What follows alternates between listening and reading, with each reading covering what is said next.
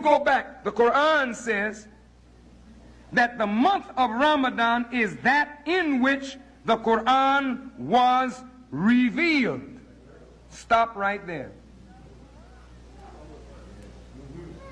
Now, the Quran didn't make a mistake. But we know that the Quran was not revealed in 1 month. It was revealed over a period of 23 years. So which Quran was revealed in the month of Ramadan? Is there another book that is to come in the month of Ramadan? Or is it that supreme understanding of this book will be given in the month of Ramadan? All the scholars agree that something here needs to be better understood, because the Quran was not revealed in the month of Ramadan. It began in the month of Ramadan. And when that first revelation came to Muhammad, the scholars say it came in the month of December. You hear that? If you can't go the whole 30 days with us, take one. If you get by one, try two. During the daylight hours from sun up, don't put anything in your mouth. No water, no food. If you feel that you're going to be famished, get up before the sun rises. Get up at around 5:30. And if you feel like you need something, make you something then. It's permissible. But if I were you, I would need food then. I would take me a nice herbal tea, water, and juice. And when the sun or the day begins to break, stop. When it's dark again, and eat. That discipline all day long. Think about it. People going to the water cooler at work drinking, and you are just not drinking. People eating their lunch and you smell it and want it, you not eat. Even during the daylight hours, a man is not allowed to take pleasure with his wife or vice versa during the daylight hours. If you can resist, your will be stronger. And so now, as we read this Quran, we are enlightened by its beauty, the majesty of these ayats. And you would not know that unless you are reading the Quran as we are instructed to do. If you don't mind, I'd like to say something about Ramadan.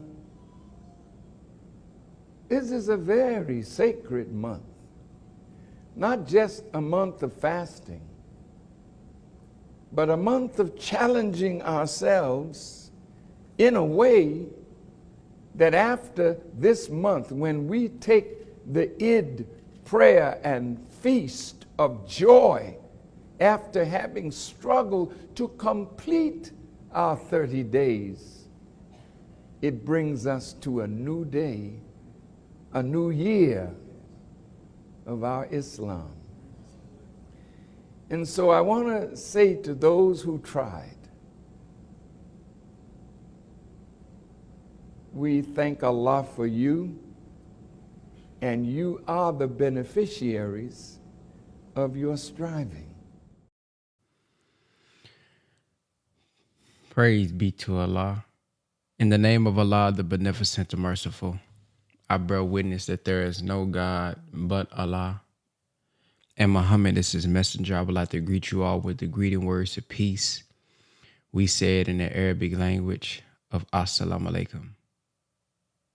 Ramadan Mubarak to everybody during this great holy fast of Ramadan. Shout out to Big Bless TV for supporting your power call this morning. Appreciate that support. We are on part number 19, y'all. Ooh, we on part number 19. The day of discrimination. So we are on page 720. Sister Alexia, I don't know if, dang, Sister Alexia, you at the airport, ain't you? Are you at the airport? I don't know if I forgot. Who's one of y'all able to put the reading on the screen today? One of y'all able to? I can, but monitor the list. Okay. Yeah, if you can do that, I can just copy this list, Sister Randy, because this should be enough people right here, so you don't have to keep putting it in the chat. I just copy it today. Yeah, so you can go ahead and put it on there. Yeah, you can go ahead and put it on there. How everybody feeling as we get that up? Because I want y'all to read it. How's everybody feeling so far during your Ramadan? You been feeling good? Has your stomach adjusted where you're not too hungry throughout the day?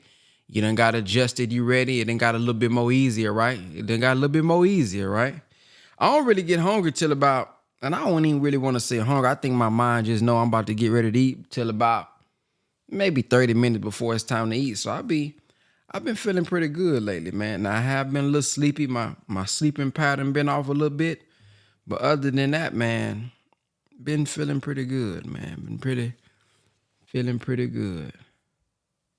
And don't be lying now. Y'all know how be like, how you feel? Fine, sir. Be lying like somebody need to say, bad, sir. What's going on, brother? It's okay to be in a bad condition. You ain't gotta listen. You ain't gotta act like everything fine over here, man. You know what I mean? I'm not saying you gotta do that anywhere. I'm just saying I know some people be like, fine, sir, be in hell talking about fine, sir. Be lying like it's okay to let somebody know you in trouble, you ain't doing too good. That's how we help you out. That's how you get a little help. All right, just wanted to get your spirits up this morning. Let me go on. Let me get you this reading, because I know some people only come for the read. They say, boy, ain't nobody trying to hear all that. Let me get you this reading. So let me get you the reading. Here we go. All right. In the name of Allah, the beneficent, the merciful, I bear witness there is no God but Allah. Muhammad is his messenger. Again, I want to greet y'all with the greeting words of peace. We said in the Arabic language of Assalamu alaikum. And assalamu alaikum, for those who don't know, simply means peace be unto you. And when they say wa alaikum salam, they're returning the greetings of peace be unto you. That's all that means, okay? Here we go. Part number 19, section 3, the day of discrimination. And those who look not for meeting with us say, why have not angels been sent down to us? Or why do we not see our Lord? Indeed, they are too proud of themselves and revolt in great revolt. On the day when they will see the angels, there will be no good news for the guilty. And they will say, let there be a strong barrier. And we shall turn to the work they have done, so we shall render it as scattered motes. The owners of the garden will on that day be in a better abiding place and a fairer resting place. And on the day when the heaven bursts asunder with clouds and the angels are sent down as they are sent, the kingdom on that day rightly belongs to the beneficent, and it will be hard for the disbelievers. And on the day when the wrongdoer will bite his hand, saying, would that I had taken away with the messenger. Oh, woe to me, woe is me, would that I had not taken such a one for a friend. Certainly he led me astray from the reminder after it had come to me, and the devil ever deserts man. And the messenger will say, my Lord, surely my people treat this Quran as a forsaken thing. And thus have we made for every prophet an enemy from among the guilty. Insufficient is thy Lord as a guide and a helper. And those who disbelieve say, why has not the Quran been revealed to him all at once? Thus that we may strengthen thy heart thereby, and we have arranged it well in arranging. And they cannot bring thee a question, but we have brought thee the truth and the best explanation. Those who will be gathered to hell on their faces, they are in an evil plight and straying farther away from the plan. Section 4, a lesson in the fate of former people. And certainly we gave Moses the book, and we appointed with him his brother Aaron, an aider.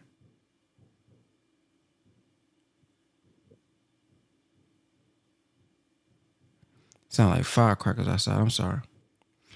Then we said, go you both to the people who reject our messages. So we destroyed them with the utter destruction. And the people of Noah, when they rejected the messengers, we drowned them. And we made them a sign for men. And we have prepared a painful chastisement for the wrongdoers. And Ad and Thamud, and dwellers of Ras, and many generations in between. And to each we gave examples, and each did we destroy with utter destruction. And indeed they pass. And indeed they passed by the town wherein was raised an evil reign. Do they not see it? Nay, they hope not to be raised again. And when they see thee, they take thee for naught, but a jest. Is this he whom Allah has raised to be a messenger? He had well nigh led us astray from our gods, had we not adhered to them patiently. And they would know when they see the chastisement who is more astray from the path. Hast thou seen him who takes his low desires for his God? Wilt thou be a guardian over him? And thinkest thou that most of them hear or understand? They are but as cattle, nay, they are further away from the path. Brother King Cam. Section 5, a lesson from nature.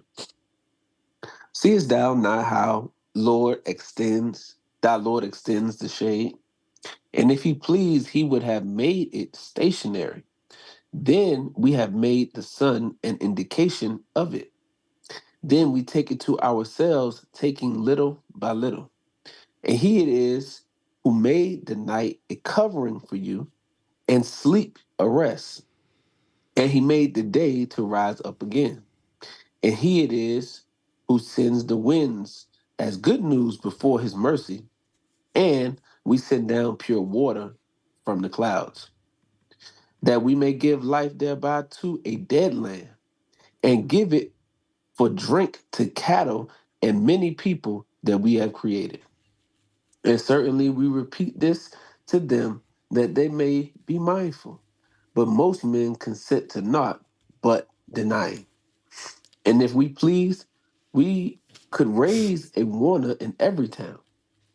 So obey not the disbelievers, and strive against them a mighty striving with it. And he it is who has made the two seas to flow freely, the one sweet, very sweet, and the other saltish, bitter. And between the two, he has made a barrier, an inviolable obstruction. And he it is who has created man from water. Then he has blood made him for blood relationship and marriage relationship, and thy Lord is ever powerful. And they serve besides Allah that which can neither profit them nor harm them. And the disbeliever is ever an aider against his Lord. And we have not sent thee but as a giver of good news and as a warner. Say, I ask of you naught in return for it, except that he who will make who may take a way to his Lord, and rely on the ever living who dies not, and celebrate his praise. And sufficient is he as being aware of his servants' sins. Who created the heavens and the earth and what is between them in 6 periods, and he is established on the throne of power, the beneficent. So acts respecting him one aware. And when it is said to them, make obeisance to the beneficent, they say, and what is the beneficent? Shall we make obeisance to what thou biddest us? And it adds to their aversion, prostration. Section 6, the transformation wrought. Blessed is he who made the stars in the heaven and made therein a sun and a moon giving light. And he it is who made the night and the day to follow each other, for him who desires to be mindful or desires to be thankful. And the servants of the beneficent are they who walk on the earth in humility. And when the ignorant address them, they say, peace. And they who pass the night prostrating themselves before their Lord and standing. And they who say, our Lord, avert from us the chastisement of hell. Surely the chastisement thereof is a lasting evil. It is surely an evil abode and resting place. And they who, when they spend, are neither extravagant nor parsimonious. And the just mean is ever between these. And they say, who call not upon another God with Allah, and slay not the soul which Allah has forbidden, except in the cause of justice, nor commit fornication, and he who does this shall meet a requital of sin.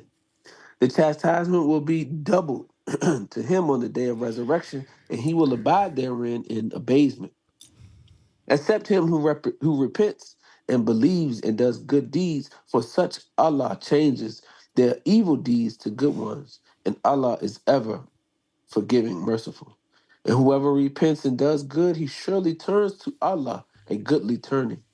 And they who witness no falsehood, and when they pass by is vain, what is and hold on. And they who witness no falsehood, and when they pass by what is vain, they pass by nobly.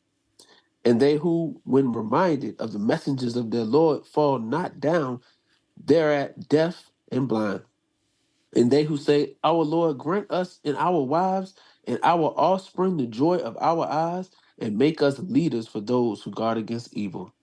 These are rewarded with high places because they are patient and are met therein with greetings and salutation, abiding therein goodly the abode and the resting place. Say, my Lord would not care for you were it not for your prayer. Now indeed you have rejected, so the punishment will come. And up next, we got Brother Khalil. Sir, chapter 26, the poets, section 1, the prophet is consoled. In the name of Allah, the beneficent, the merciful. Benet, I've never known how to pronounce this word.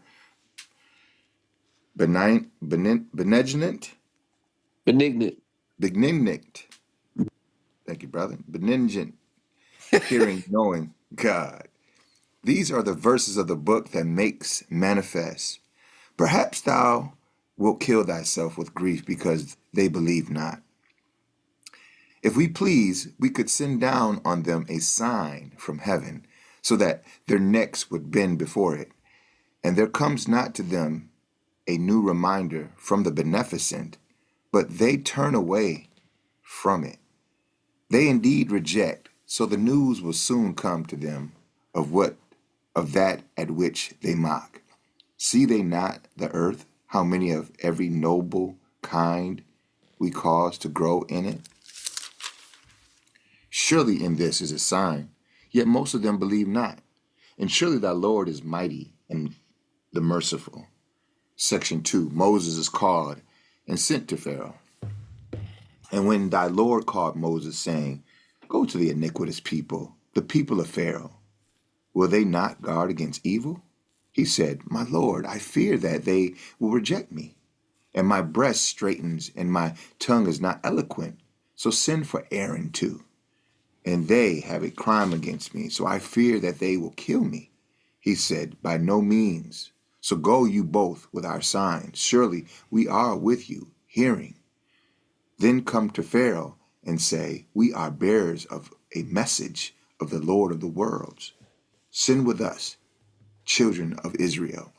Pharaoh said, did we not bring thee up as a child among us, and thou didst tarry many years of thy life among us? And thou didst that deed of thine, which thou didst, and thou art of the ungrateful ones?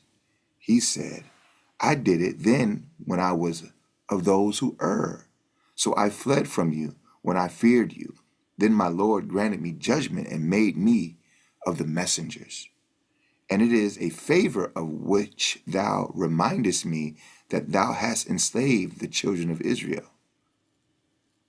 And is it a favor of which thou remindest me that thou hast enslaved the children of Israel? Pharaoh said, And what is the Lord of the worlds? He said, The Lord of the heavens and the earth, and what is between them, if you would be sure. Pharaoh said to those around him, Do you not hear? He said, Your Lord and the Lord of your fathers of old. Pharaoh said, Surely your messenger who is sent to you is mad.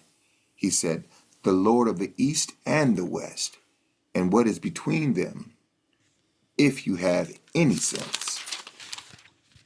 Pharaoh said, If thou takest a good God besides me, I will certainly put thee in prison. He said, Even if I show you thee something plain? Pharaoh said, Show it, then, if thou art the truthful. So he cast down his rod, and lo, it was an obvious serpent.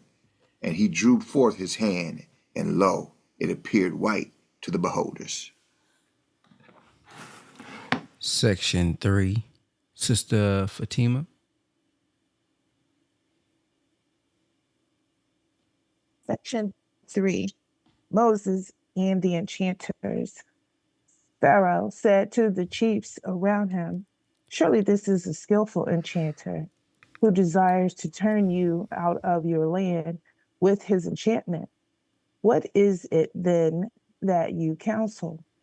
They said, Give him and his brother respite and send heralds into the cities that they bring to thee every skillful enchanter. So the enchanters would gather together. that okay. They said, Give him and his brother respite and send heralds into the cities that they bring to thee every skillful enchanter. So the enchanters were gathered together for the appointment of a well-known day. And it was said to the people, Will you gather together? Happily, we may follow the enchanters, if they are the vanquishers. So when the enchanters came, they said to Pharaoh, Will there be a reward for us if we are the vanquishers? He said, Yes, and surely you will then be of those who are nearest to me. Moses said to him, Cast what you are going to cast. So they cast down their cords and their rods and said, By Pharaoh's power, we shall most surely be victorious. Then Moses cast down his rod, and lo, it swallowed up their fabrication, and the enchanters were thrown down prostrate. They said, We believe in the Lord of the worlds, the Lord of Moses and Aaron. Pharaoh said, You believe in him before I give you leave. Surely he is the chief of you who taught you enchantment. So you shall know. Certainly I will cut off your hands and your feet on opposite sides, and I will crucify you all. They said, No harm. Surely to our Lord and we return. We hope that our Lord will forever us our wrongs because we are the first of the believers. Section 4, Moses is delivered and Pharaoh drowned. And we revealed to Moses, saying, Travel by night with my servants, you will be pursued. And Pharaoh sent heralds into the cities, proclaiming, These are indeed a small band, and they have surely enraged us. And we are truly a vigilant multitude. So we turned them out of gardens and springs and treasures and got goodly dwellings. Even so, and we gave them as an heritage to the children of Israel. Then they pursued them at sunrise. So when the two hosts saw each other, the companions of Moses cried out, Surely we are overtaken. He said, By no means. Surely my Lord is with me. He will guide me. Then we revealed to Moses, March on to the sea with thy staff. So it parted, and each party was like a huge mound. And there we brought near the others, and we saved Moses and those with him all. Then we drowned the others. Surely there is a sign in this, that most of them believe not. And surely thy Lord is the mighty, the merciful. Allahu Akbar. Our next reader is Sister Bridget.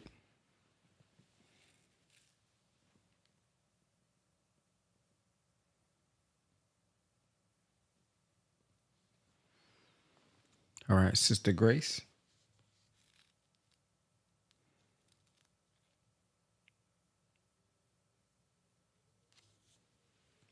Sister Deborah.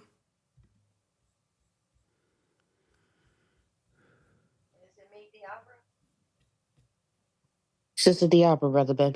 Sister Diabra. I can barely hear you. Section 5, History of Abraham.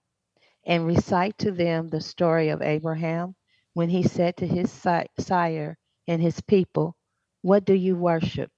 They say, "We worship idols, so we shall remain devoted to them." He said, "Do they hear you when you call on them, or do they benefit or harm you?" They said, "Nay, we found our fathers doing so." He said, "Do you then see what you worship, you and your ancient sire? Surely they are an enemy to me, but not to the Lord of the worlds, who created me. Then he shows me the way, and who gives me to eat and to drink. And when I am sick, he heals me. And who will cause me to die, then give me life. And who, I hope, will forgive me my mistakes on the day of judgment. My Lord, grant me wisdom and join me with the righteous, and obtain for me a goodly mention in later generations. And make me of the heirs of the garden of bliss. And forgive my sire, surely he is of the erring ones. And disgrace me not on the day when they are raised, the day when wealth will not avail, nor sons. Save him who comes to Allah with a sound heart, and the garden is brought near for the dutiful. And hell is made manifest to the deviators. And it is said to them, "Where are those that you worship besides Allah? Can they help you or help themselves?" So they are hurled into it, they and the deviators, and the host of the devil, all.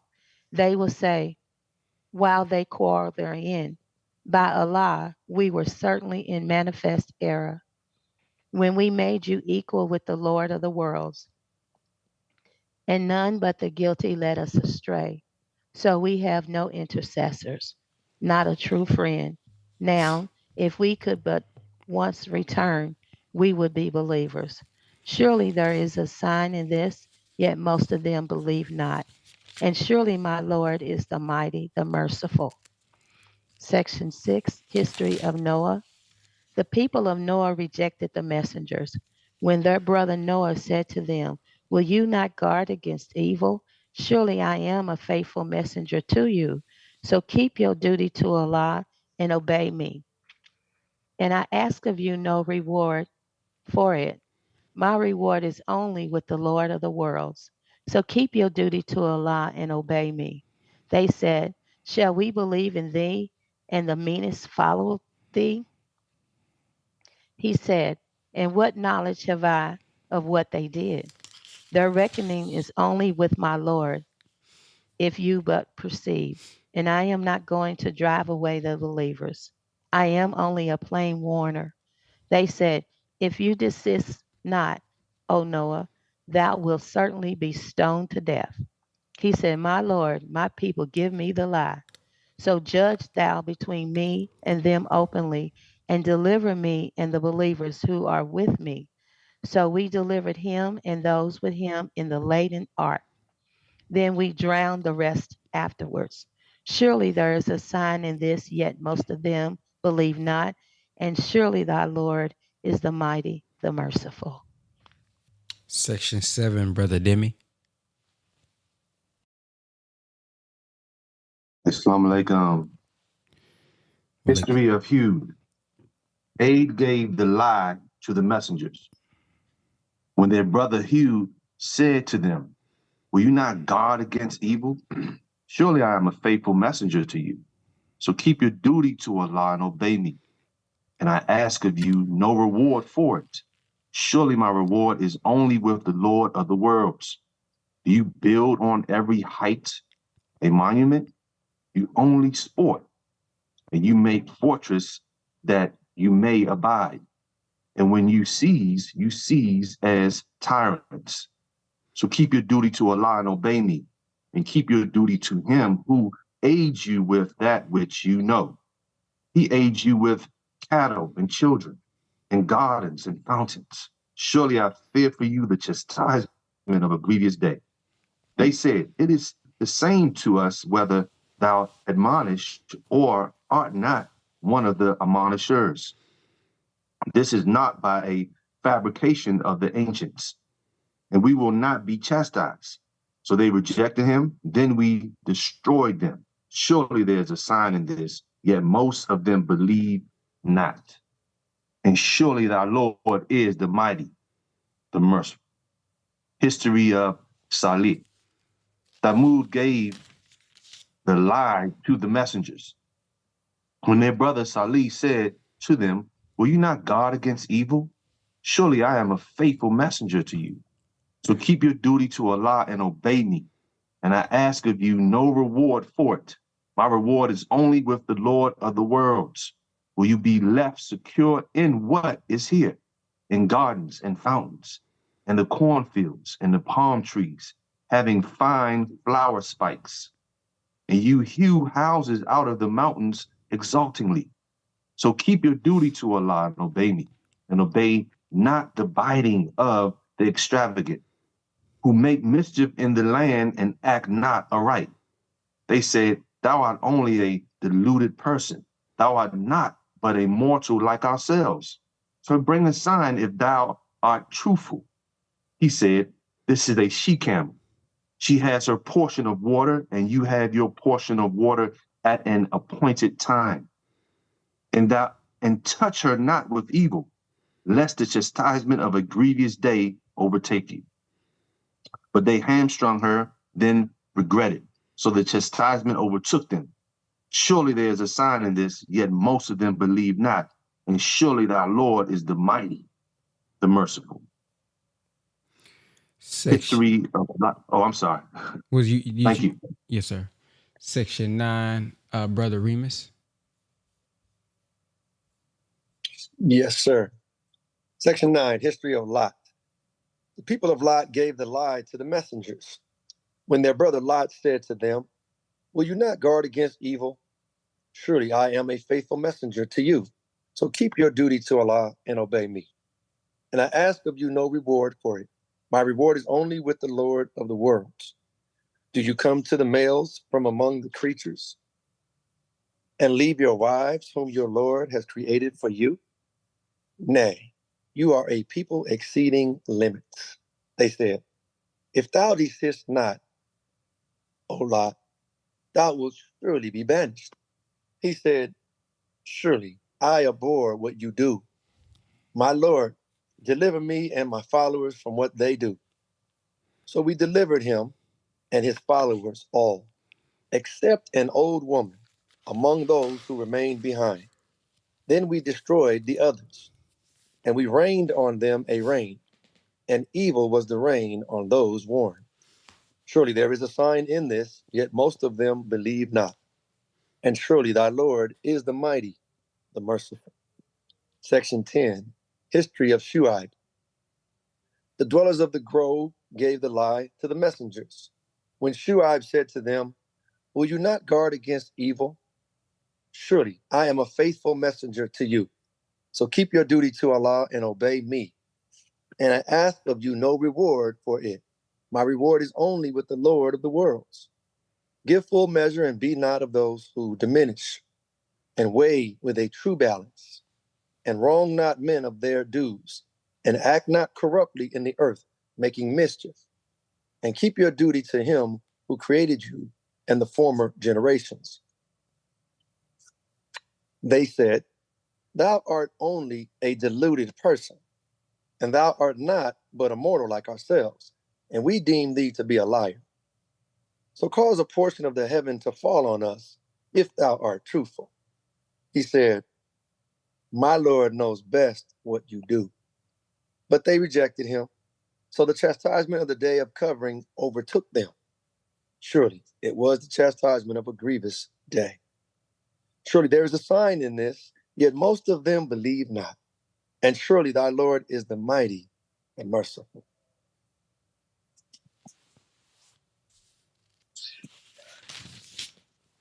Section 11, Brother Brian X.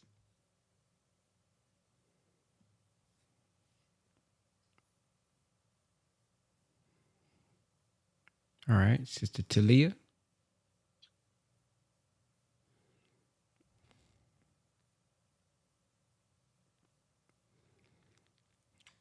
Okay, I'm going to go. Y'all just let me know when you're ready.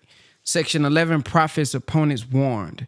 And surely this is a revelation from the Lord of the worlds. The faithful spirit has brought it on thy heart that thou mayest be a warner. In plain Arabic language, and surely the same is in the scriptures of the ancients. Is it not a sign to them that the learned men of the children of Israel know it? And if we had revealed it to any of the foreigners, and he had read it to them, they would not have believed in it. Thus do we cause it to enter into the hearts of the guilty. They will not believe in it till they see the painful chastisement. So it will come to them suddenly while they perceive not. Then they will say, shall we be respited? Do they still seek to hasten on our chastisement? Seest thou if we let them enjoy themselves for years? Then that which they are promised comes to them, that which they were made to enjoy will not avail them. And we destroyed no town, but it had its warners to remind, and we are never unjust. And the devils have not brought it, and it behooves them not, nor have they the power to do it. Surely they are far removed from hearing it. So call not upon another God with Allah, lest thou be of those who are chastised. And warn thy nearest relations, and lower thy wing to the believers who follow thee. But if they disobey thee, say, I am clear of what you do, and rely on the mighty, the merciful, who sees thee when thou standest up, in thy movements among those who prostrate themselves. Surely he is the hearing, the knowing. Shall I inform you upon whom the devils descend? They descend upon every lying, sinful one. They give ear, and most of them are liars. And the poets, the deviators, follow them. Seest thou not that they wander in every valley, and that they say that which they do not? Except those who believe and do good and remember Allah much and defend themselves after they are oppressed.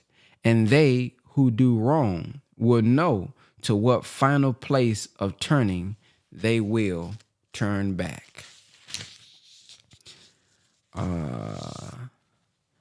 The Namu, chapter 27, section 1, a reference to Moses' history. In the name of Allah, the Beneficent, the Merciful. Benignant, hearing God. These are the verses of the Quran and the book that makes manifest, a guidance and good news for the believers, who keep up prayer and pay the poor rate, and they are sure of hereafter. Those who believe not in the hereafter, we make their deeds fair seeming to them, but they blindly wander on. These are they for whom is an evil chastisement, and in the hereafter they are the greatest losers. And thou art surely made to receive the Quran from the wise, the knowing. When Moses said to his family, surely I see a fire, I will bring you news thence, or bring you therefrom a burning brand, so that you may warn yourselves. So when he came to it, a voice issued, saying, Blessed is he who is in search of fire and those around it. And glory be to Allah, the Lord of the worlds.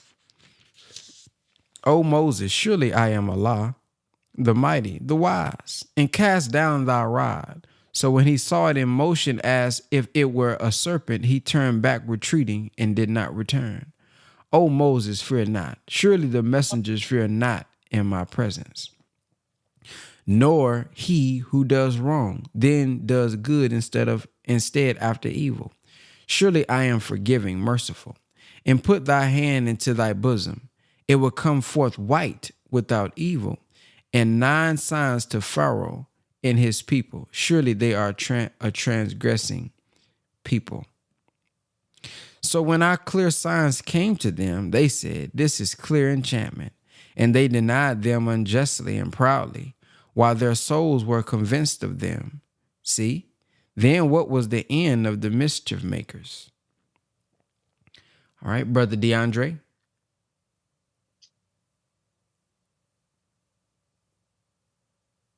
Yes, sir. Section 2, History of Solomon. And certainly we gave knowledge to David and Solomon, and they said, praise be to Allah, who has made us excel many of his believing servants. And Solomon was David's heir, and he said, O men, we have been taught the speech of birds, and we have been granted all things. Surely this is a manifest grace.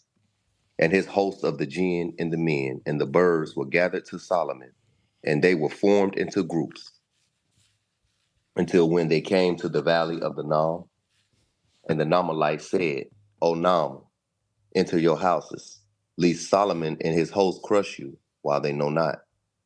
So he smiled, wondering at her word, and said, My Lord, grant me that I may be grateful for thy favor which thou hast bestowed on me and on my parents, and that I may do good such as thou art pleased with, and admit me by thy mercy among thy righteous servants.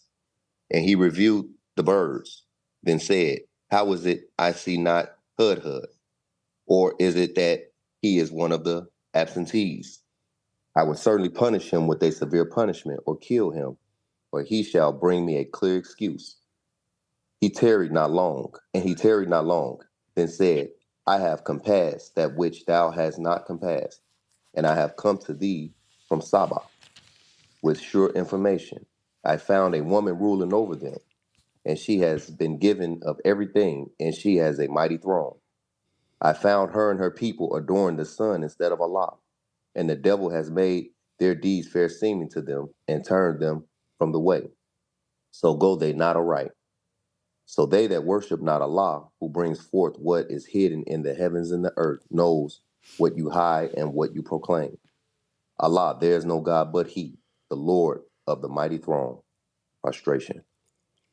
He said, We shall see whether thou speakest the truth or whether thou art a liar. Take this my letter and hand it over to them. Then turn from them and see what answer they returned. She said, O chiefs, an honorable letter has been delivered to me. It is from Solomon, and it is in the name of Allah, the Beneficent, the Merciful, proclaiming, Exalt not yourselves against me, and come to me in submission. Section 3, History of Solomon. She said, O chiefs, advise me respecting my affair. I never decide an affair until you are in my presence. They said, We are possessors of strength and possessors of mighty prowess, and the command is thine, so consider what thou wilt command. She said, Surely the king, when they enter a town, ruin it, and make the noblest of his people to be low, and thus they do. And surely I am going to send them a present, and to see what answer the messenger bring back. So when the envoy came to Solomon, he said, Will you help me with wealth? But what Allah has given me is better than that which he has given you. Nay, you are exalted because of your present. Go back to them, so we shall certainly come to them with hosts which they have no power to oppose. And we shall certainly expel them therefrom in disgrace, while they are abased. He said, O chiefs, which of you can bring me her throne before they come to me in submission? One audacious said, the jinn said, I will bring it to thee before thou rise up from thy place. And surely I am strong. Trust thee for it. One having knowledge of the book said, I will bring it to thee in the twinkling of an eye. Then when he saw it settled beside him, he said, this is of the grace of my Lord, that he may try me whether I am grateful or ungrateful. And whoever is grateful, he is grateful only for his own soul. And whoever is ungrateful, then surely my Lord is self-sufficient, bountiful. He said, alter her throne for her. We may see whether she follows the right way or if she is of those who go not aright. So when she came, it was said, was thy throne like this? She said, it is as it were the same. And we were given the knowledge before about it, and we submitted. And that we should, and that which she worshipped besides Allah prevented her, for she was of a disbelieving people. It was said to her, enter the palace. But when she saw it, she deemed it to be a great expanse of water and prepared herself to meet the difficulty. He said, surely it is a palace made smooth with glass. She said, my Lord, surely I have wronged myself, and I submit with Solomon to Allah, the Lord of the worlds. Section 4, Sister Whitney. Assalamu alaikum. Section 4, Salih and Lot. And certainly we sent to Tammud their brother Salih, saying, serve Allah. Then lo, they became two parties contending. He said, O my people, why do you hasten on the evil before the good? Why do you not ask forgiveness of Allah so that you may have mercy? They said, we augur evil of thee and those with thee. He said, your evil augury is with Allah. Nay, you are a people who are tried. And they were in the city 9 persons who made mischief in the land and did not act aright. They said, swear one to another by Allah that we shall attack him and his family by night. Then we shall say to his heir, we witness not the destruction of his family, and we are surely truthful. And they planned to plan, and we planned to plan, while they perceived not. See, then, what was the end of their plan? That we destroyed them and their people, all of them. So those are their houses fallen down because they were iniquitous. Surely there is a sign in this for a people who know. And we delivered those who believed and kept their duty. And Lot, when he said to his people, do you commit foul deeds while you see? Will you come to men lustfully rather than women? Nay, you are a people who act ignorantly. But the answer of his people was not, except that they said, drive out Lot's followers from your town. Surely they are a people who will keep pure. But we delivered him and his followers, except his wife. We ordained her to be of those who remain behind, and we rained on them a rain. So evil was the rain on those who had been warned. Section 5, the faithful will be exalted. Say, praise be to Allah and peace on his servants whom he has chosen. Is Allah better or what they associate with him? Or who created the heaven or who created the heavens and earth and sends down for you? I'm sorry. That's part 20. Yes, man, you was going into part 20. Oh, my bad. No problem. Praise be to Allah. We have completed part number 19. If you have anything that you would like to share about part number 19, go ahead and press the number 9 at this time. Go ahead and press the number 9 at this time. Also, those of you all who are tuned in on YouTube, I have something that I would like to discuss with you all after this Zoom today, or after the feedback off of the stream. So if you would like to be a part of that discussion, I'm putting the Zoom link inside of YouTube right now if you guys would like to be a part of that discussion. However, let's get our cue together. Up first, we have Brother Khalil. Assalamu alaikum and Ramadan Mubarak. Wa alaikum salam. Yes, sir. The thing that kind of stuck out with the reading today is overall just more guidance and from Allah's messengers to the people. Also, you see arrogance from Pharaoh and the chiefs, stubbornness.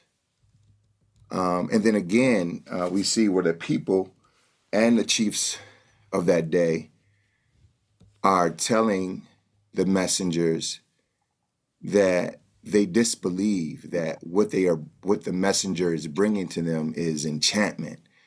It is an error. It's not the truth, because it's not what, and they challenge the messenger because it's not necessarily what they're used to doing, that they hadn't found their fathers. Are you bringing us something that our fathers, weren't doing? And then you also see where in that day, the people were plagued with the belief in a mystery God. And you know that because I think in I wrote it down, chapter 26, page 742, 154, chapter 26, 154.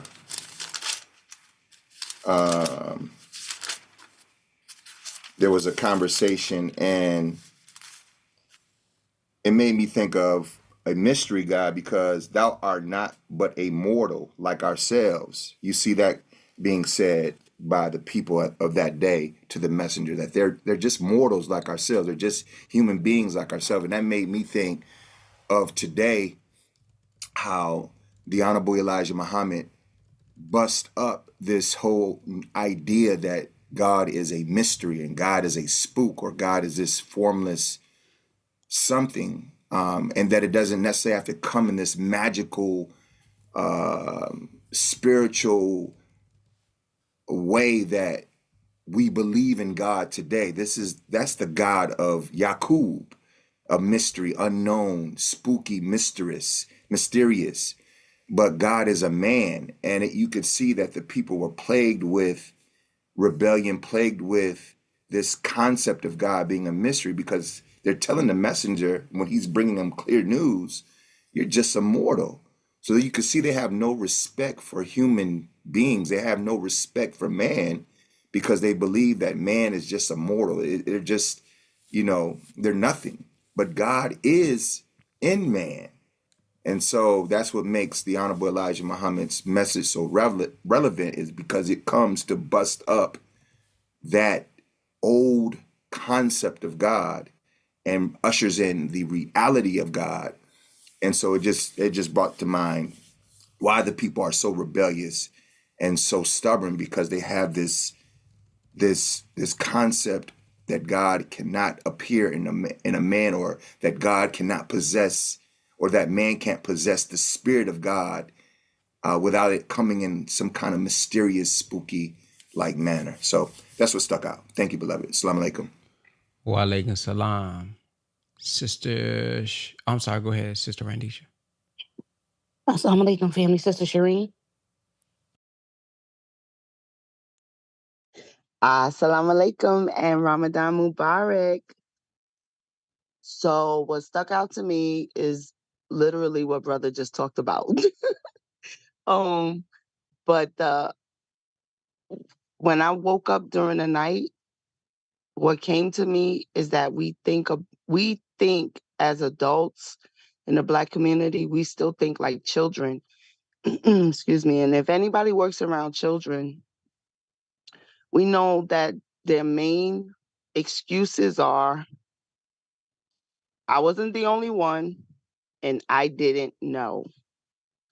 And that's what we hear in the Quran. Well, this is what our fathers were doing, and we were doing this for generations, and so now to this day, like, we're gonna have our children running around looking for Easter eggs under cars and in the behind trees and doing all this pagan stuff, and the excuse that the parents are going to give, or whoever's hosting these things, is, oh, well, it's a tradition, this is what we've always done, and this, and that's what the minister was talking about in that clip that you played the other morning, Brother Ben, with the with Christmas, why we still celebrate Christmas. And so if we do not disengage from the people that have enslaved us and given us our tradition and values, then Allah's gonna say, fine, y'all want to keep that mess? I'm gonna choose somebody else, because He already told us that's what He's gonna do. And Allah don't need to beg us to worship Him, because the most honorable Elijah Muhammad already said, if this teaching was given to other people, they would take it in an instant. We the only ones that's sitting here debating on why we need to stay under our oppressor and under his value system. And so that's what comes to my mind when I'm reading, and we still locked in. And even in the conscious community, I get so mad with them or with us, because we're so brilliant, yet we're so dumb at the same time. And so we, even in the conscious community, we holding on to the way of the ancients that were destroyed. They're literally not here because they went off from the path. And now we trying to go and dig up rituals and practices that got them in trouble in the first place.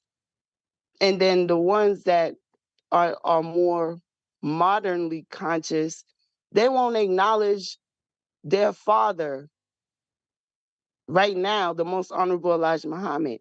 So they all wise and smart, but they won't give the honor to the man that gave them the platform to stand on in the first place, because they're holding on to what happened with Malcolm.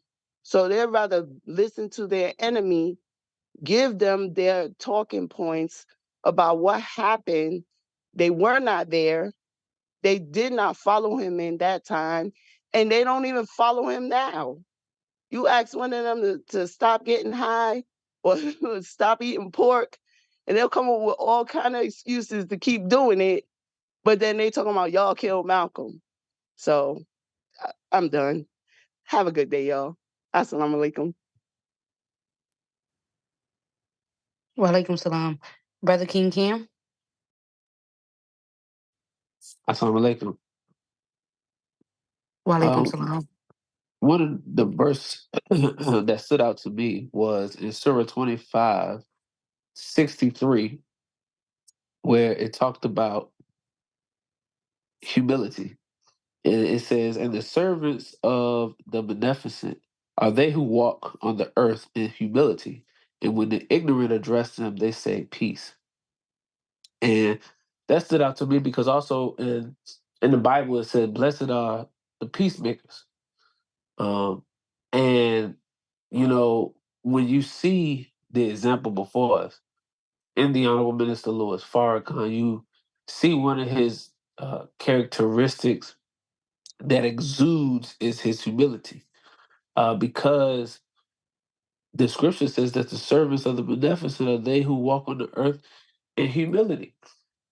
And I believe the minister had mentioned where the most honorable Elijah Muhammad told him one time about humility, because the minister said when he first came into the teachings, that was something that he struggled with being humble. And the most honorable Elijah Muhammad talked to him about being humble, because uh, he said, and I'm paraphrasing, so y'all can be able to help me, but he mentioned the fact that you're not big as the mountains, and you cannot walk through the earth. You don't walk, you can't walk through the earth. So take your place on this earth pretty much and walk in humility. So I thought that was powerful. And then it says that when the ignorant address them, they say peace. And if you notice, the Honorable Minister Louis Farrakhan never engages us when we have things to say about him.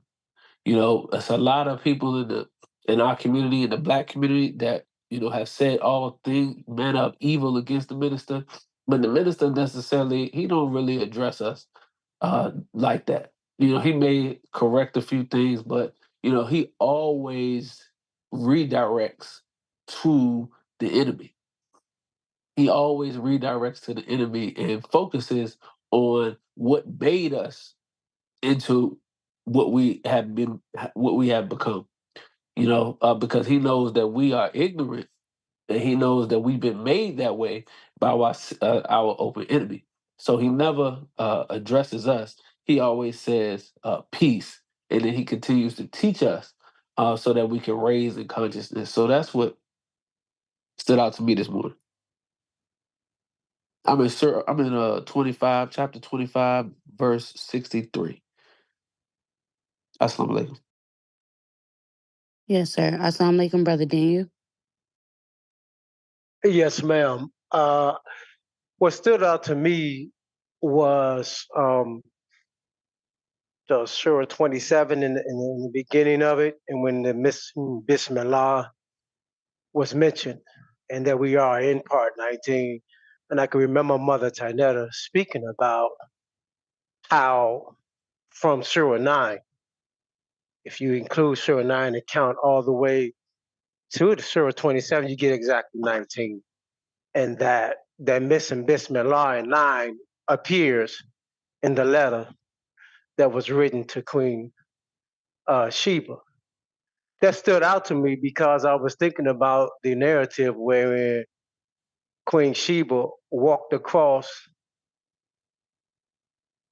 that glass and she thought it was an expanse of water. And that brings to mind what the Honorable Minister Louis Farrakhan teaches us, that when you remove a law and you become a transgressor of the law, then you misperceive reality. So it made me think about when we don't keep Allah, do things in the name of Allah, the Beneficent, the Merciful, and become habitual transgressors of the law, then we also can misperceive reality and think one thing and it comes out to be another. Also, the Queen of Sheba was basically an idolatress. It reminds me of the previous chapter wherein Allah was likened the idolatress to the adulteress to the idolatress, and the adulterer to the idolatress. So both of these have a connection, and it becomes very important that we submit our will and obey Allah and His messenger, so that as we are moving about trying to escape the fall of this world, we don't find ourselves misperceiving reality in the Word of God by way of our transgression. Thank you. Thank you, sir. Brother Remus.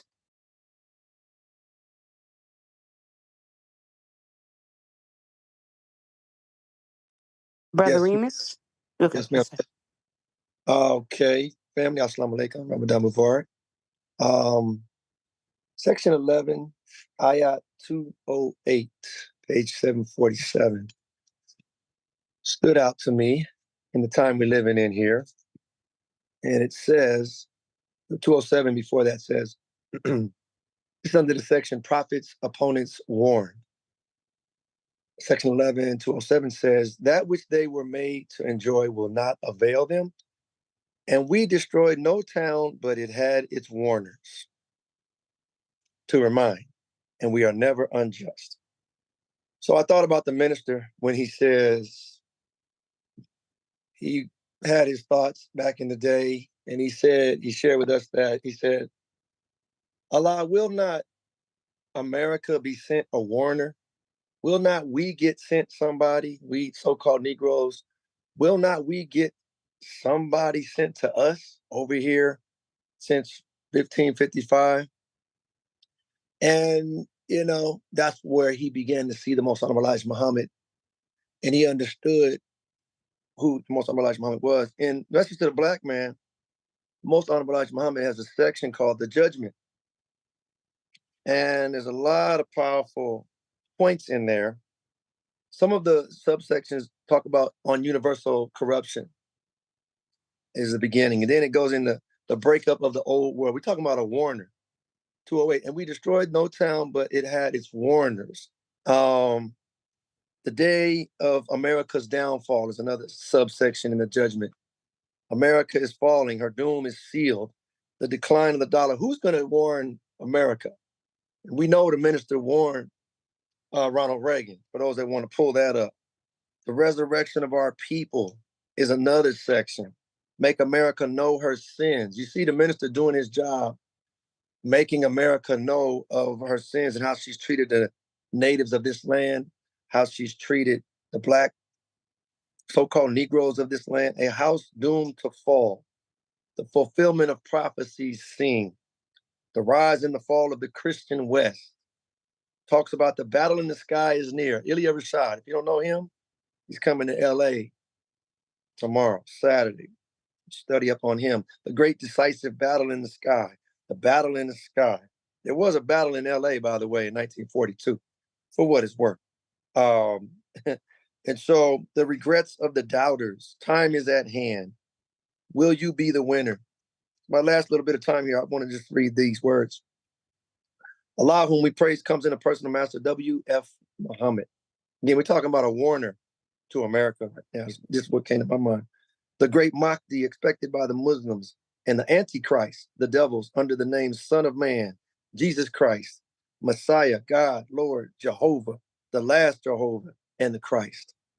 These meanings are good and befitting as titles, but the meaning of his name, Mahdi, as mentioned in the Holy Quran Sharif, chapter 22, verse 54, is better.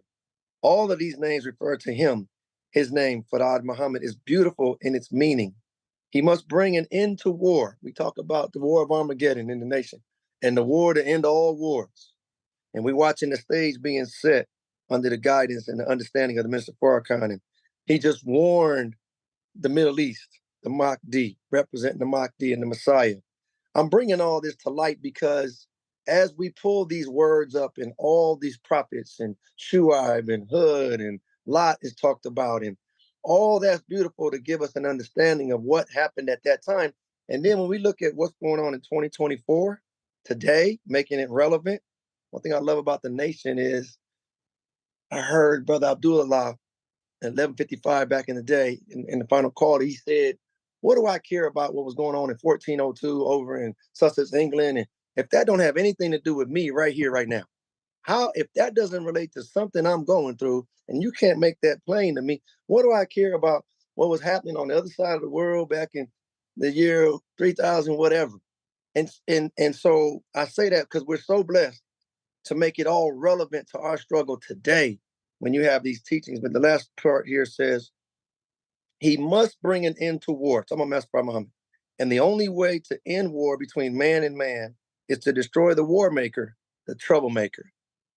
According to the history of the white race devils, they are guilty of making trouble, causing war among the people and themselves ever since they have been on our planet Earth.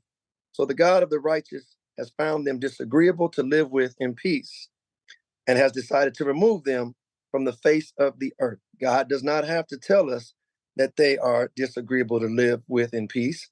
We already know it, for we are the victims of these troublemakers. Allah will fight this war for the sake of his people, the Black people, and especially for the American so-called Negroes.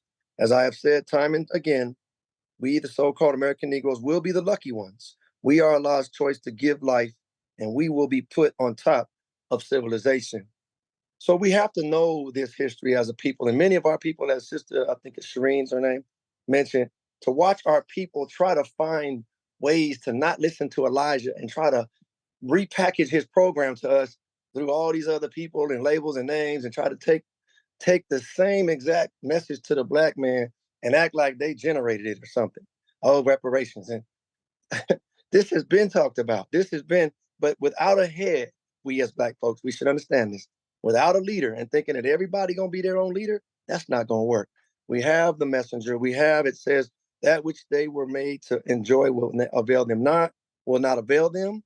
And we destroy no town, but it had its warners. We have a warner that's warning the planet, warning America, warning us as Black folks. And I'm so grateful for this Ramadan, y'all. Y'all stay strong. It only gets better. Assalamu alaikum. Brother Nick Stone. Assalamu alaikum, Ramadan Mubarak. I just got to start off by thanking Allah because I was making up every excuse not to share this morning, honestly. And then Brother Ben, I watch from YouTube because it's just a little bit more convenient for me. And so Brother Ben said that he was going to put the Canva link in the YouTube chat. So I was like, oh man, that's a sign. I need to go ahead and share this because he want us to come on. Everybody that's on YouTube, he want us to come on. So I'm like, all right. So I got on the Zoom, but if I may, I just want to share my experience from yesterday. I know we're talking about what we read today, but yesterday was kind of interesting to me. So I wake up, I got to be at work at 5:50 in the morning. So before Ramadan, I was used to getting my sleep on my off days, but now I'm up every morning at 4:15, and yesterday in particular, I woke up and I wasn't feeling too good. I had a lot of mucus. I don't know if I caught a cold or if I got a sinus infection going on, but I got to be at work at 5:50. Told my supervisor, look, I can do half day today. I'm not really feeling good. He was like, all right, well, you don't need to be here. You can just go home. So I'm like, bet, cool. So I go back to my car on my way home, and I'm around this time. It's around 6:05. So I'm jumping on YouTube to get on the reading for today, and and Brother Ben wasn't on, so I got in the Telegram to see like, am I missing something? What's going on? Then I seen the message that they're gonna start later on, and so I got So as I was on his YouTube, well, I typed in his name to get to his YouTube page, and I came across a video uh, with the title "The Hypocrisy of Ben X." And me being an inquisitive guy, I'm kind of new to all of this. This is my first Ramadan, and I just came across Brother Ben X not too long ago. I'm just like, well, let me just see what they're talking about in this video. So I go into the video, and the guy, it was a some gentleman in the FOI, and he was just going in about the Honorable Minister Louis Farrakhan being a hypocrite and going in about Ben X being a hypocrite by discussing and trying to befriend the IUIC, and he was just going in, and I was just like, wow, bro, like, where's all this coming from? And he was so passionate about what he was talking about and just really condemning Brother Ben and the minister. And one thing that stood out to me as I was listening to that Allah laid on my heart was something that the Honorable Minister Louis Farrakhan had mentioned in one of his speeches, and I'm paraphrasing this. He was like, when you listen, have a little soldier stand by your ear and guard for evil. Basically, he was saying you have to filter out through the mind of Allah the truth and what's truth and what's a lie. And that just came on my heart because the stuff that this guy was saying, it really wasn't even it wasn't even worthy of even bringing up. You know what I'm saying? And I don't understand why he made this hour-long video. I only watched it for about 20 minutes before I cut it off. But I just wanted to share that because it was an alert and an alarm to me. The people that extent that people will go out just to harm others. And right after that, it was a video that came up from the Honorable Minister Louis Farrakhan about the I can't remember the title verbatim, but it was something about envy. And all of this is just happening in sequence. Like I didn't click on anything. It just came up. And another thing that Allah laid on my heart as I was watching that video about the hypocrisy of Brother Ben X was um, a message from the Quran that I had read as we've been on these readings, and that was Allah loves not the aggressor. And that came to me because right before I cut off the video, this is what prompted me to even cut off the video in the first place. He was talking about the Honorable Elijah Muhammad and how back in the day when someone would disrespect the Honorable Elijah Muhammad or any of his teachings, they would fight on sight, no matter what. And nobody had to even do anything to them. If they just said something, they would just bust out in the fight, and they don't tolerate no disrespect whatsoever. And how aggressive he was, it was just like, this doesn't line up with what I've been reading, what I've been learning. Like something ain't right about this guy. Something ain't right about this message. And so the passage from the minister and the reading from the Quran, both, Allah laid both of those on my heart as I was watching that video. And then I want to share another testimony from yesterday as well. So the theme of yesterday when Brother Ben was sharing as we was giving our testimonials was he said the theme of it was trials for whatever reason. So yesterday I got tried as well. I'm a co-parent. Um, the mother of my child, we don't see eye to eye sometimes. She's not a believer, so things got kind of difficult. We split up and went our different ways, but we still come together for our son.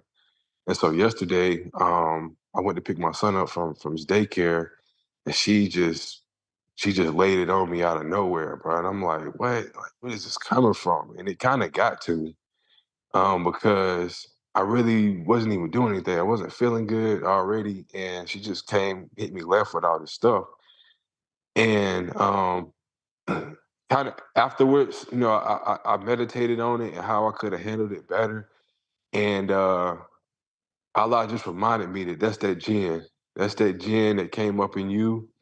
And you got to learn how to control that. You got to learn how to maneuver through that. You got to learn how to rise above that to a level of reasoning, to a level of righteousness. And I just wanted to share that. I don't want to be too long-winded, but yeah, I just thank Allah for making me so much more aware and conscious of the things that's going on in this world, even the little minute, subtle, small things. I feel like all these things were really small, but they impacted me in a big way yesterday, and I just want to share that with the group. Assalamu alaikum.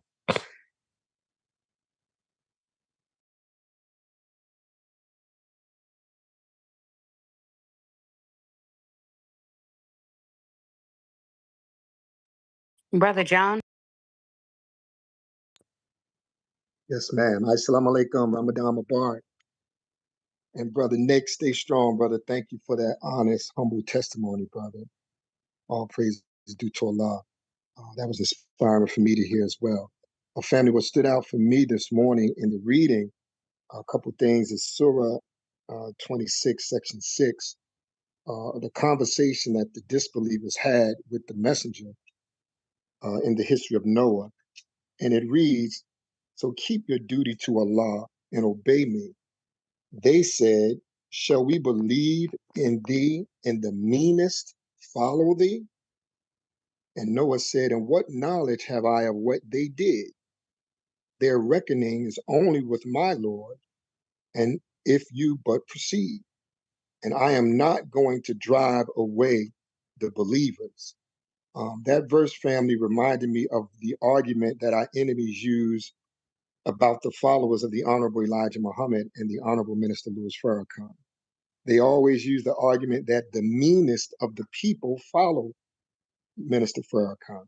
And they almost see it mockingly as though, the Nation of Islam is only good for helping ex-inmates and drug dealers and prisoners, as though people from college don't join the nation, as though people from corporate America don't join the nation. So they try to say it mockingly, but the prophet is here saying, what knowledge have I of what they did?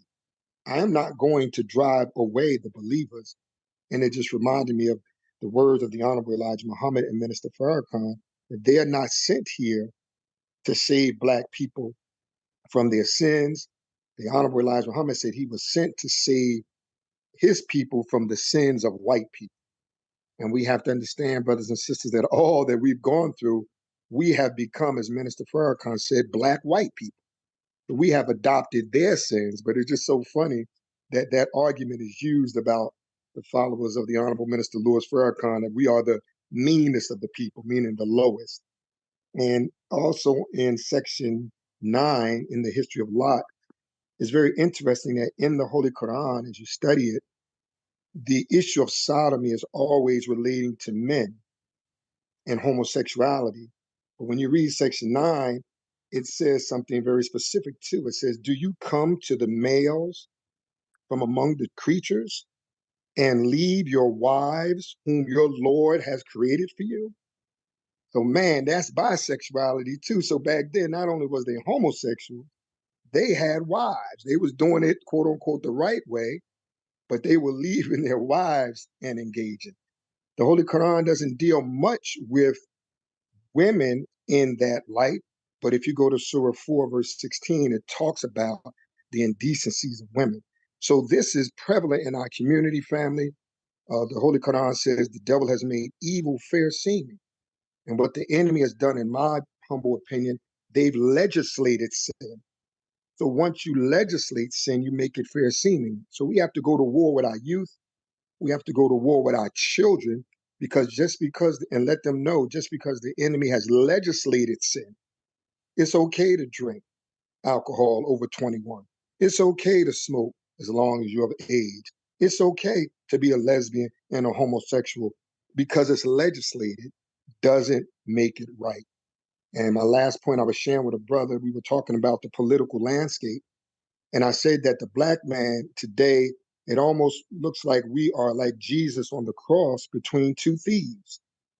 The Republican Party, which promotes itself as conservative, but it's a racist party, and the Democratic Party, which promotes itself as all inclusive, but it's the Democratic Party that's pushing the gay agenda.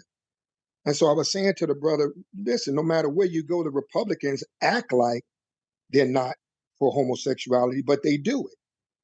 But they promote, family values. And then you have the Democratic Party that claim that they love us, but it is the Democratic Party that's pushing this gay agenda on our babies and this transgender. So, we caught between a rock and a hard place between two thieves.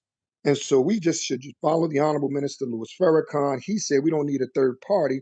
We need a third political force that we push our agenda, our righteous agenda, and whoever signs off on what we desire, we back them. The Honorable Minister Louis Farrakhan is nothing but a plain warner.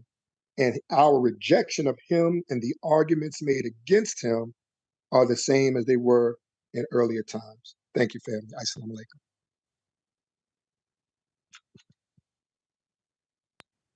Yes, sir. Thank you so much for sharing, Brother Malik. Assalamu alaikum. I No, just I want don't think it's to. you. I don't think it's you, Brother Malik. I didn't see a 9 from you. I think it's another brother. Or did you change your name this morning? No, I'm on my iPad instead of my phone, so it's just showing Malik. Okay, yes, sir. No, I just wanted to, for those who may not know, anytime you're on YouTube and you scroll and you see something titled Temple of Muhammad or Muhammad's Temple, just know from that heading that that's not the followers of the Honorable Elijah Muhammad, even though they may look like they have on uniforms. It's some brothers that broke away from the Honorable Elijah Muhammad and didn't follow his orders that he left when he said that he was leaving Farrakhan to be his to stand in his place or sit in his seat. So you got brothers that broke away and did their own thing. And that's why you may run across some that look like they got on FY uniforms, but they talking against our beloved minister and saying foul things about his followers. So when you see Temple of Muhammad or Muhammad's Temple, that's not the followers of the Honorable Elijah Muhammad and Minister Farrakhan. Ours is Muhammad Mosque. And you'll see that ours say student minister such and such. You notice on theirs, the Muhammad Temple, it just say brother minister this or that. So you'll be able to tell the difference just by looking at those titles or labels. But in the reading, what stood out to me was it's in the Poets, Surah 26. It say, the day when wealth will not avail nor sons, but save him who comes to Allah with a sound heart, and the garden is brought near for the dutiful.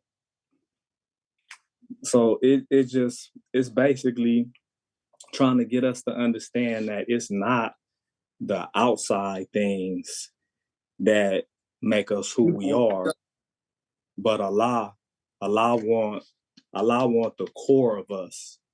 He want our inmost.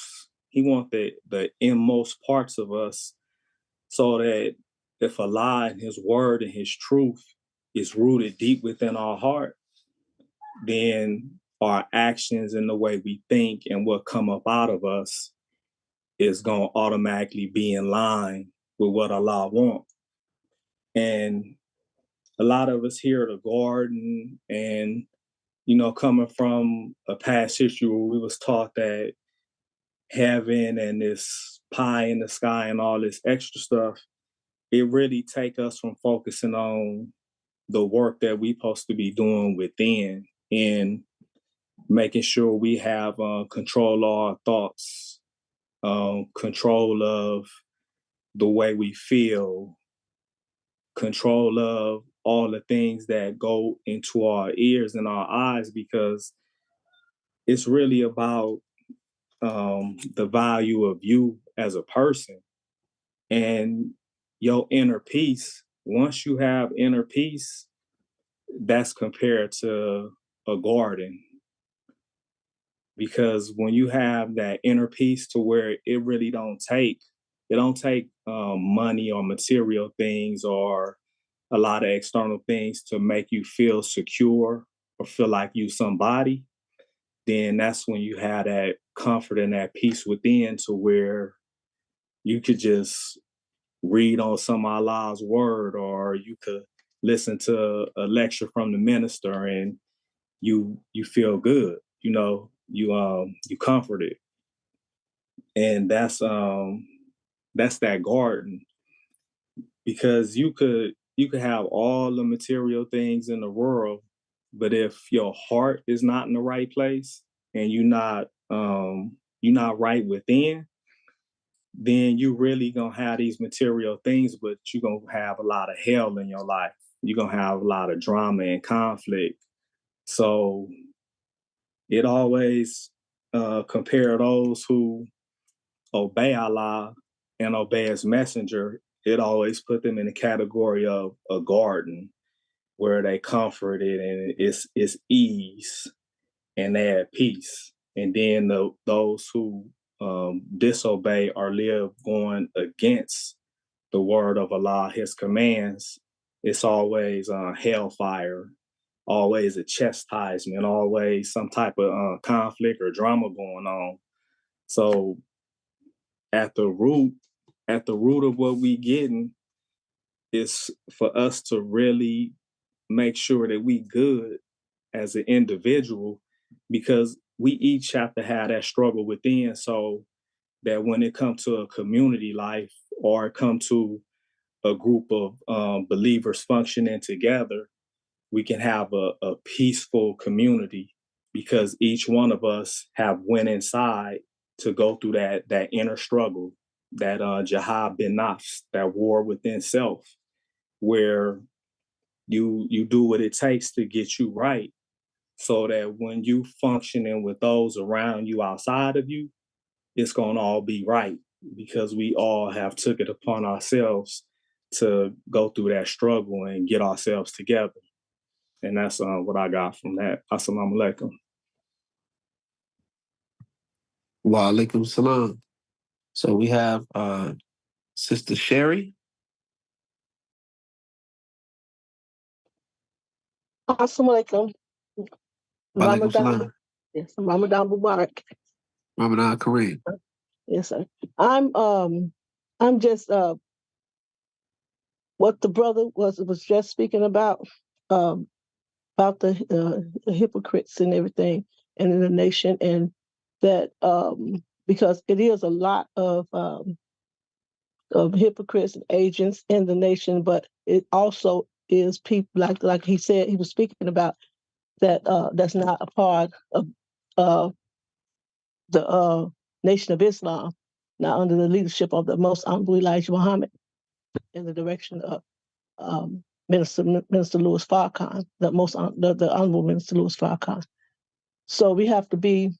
It says God knows. I mean, a believer knows the voice of God or something like that in the Quran. I'm not quoting it exactly, but we know the voice. So you knew that the brother knew that something wasn't right, and that wasn't the voice of the Most Honorable Elijah Muhammad. He could say FOI because the older followers under the leadership directly under the Most Honorable Elijah Muhammad, they were FOI. So and they still recognize that, but they don't know, like brother Minister Abdullah. He said, if you can't love the Father, you can't love the Father. Say you love the Father and don't love the Son. That's an impossibility. So we have to just be on the guard of our ear. We have to protect our ears, like the Most Honorable Minister Louis Farrakhan said, because that seed can be planted. But when you say, I seek thy refuge from everything, oh Allah, I seek thy refuge to eliminate that seed, to kill it at the before you even get a root. Because later on you might be thinking they say something else, or when the minister leaves and they say something, that seed might start catching root, and you don't know it. As you can just say, you can be a believer now today and not know that you're a hypocrite tomorrow. So you just have to be careful and seek refuge in Allah and keep your studies and study and remember, like the Most Honorable Elijah Muhammad said, study and remember.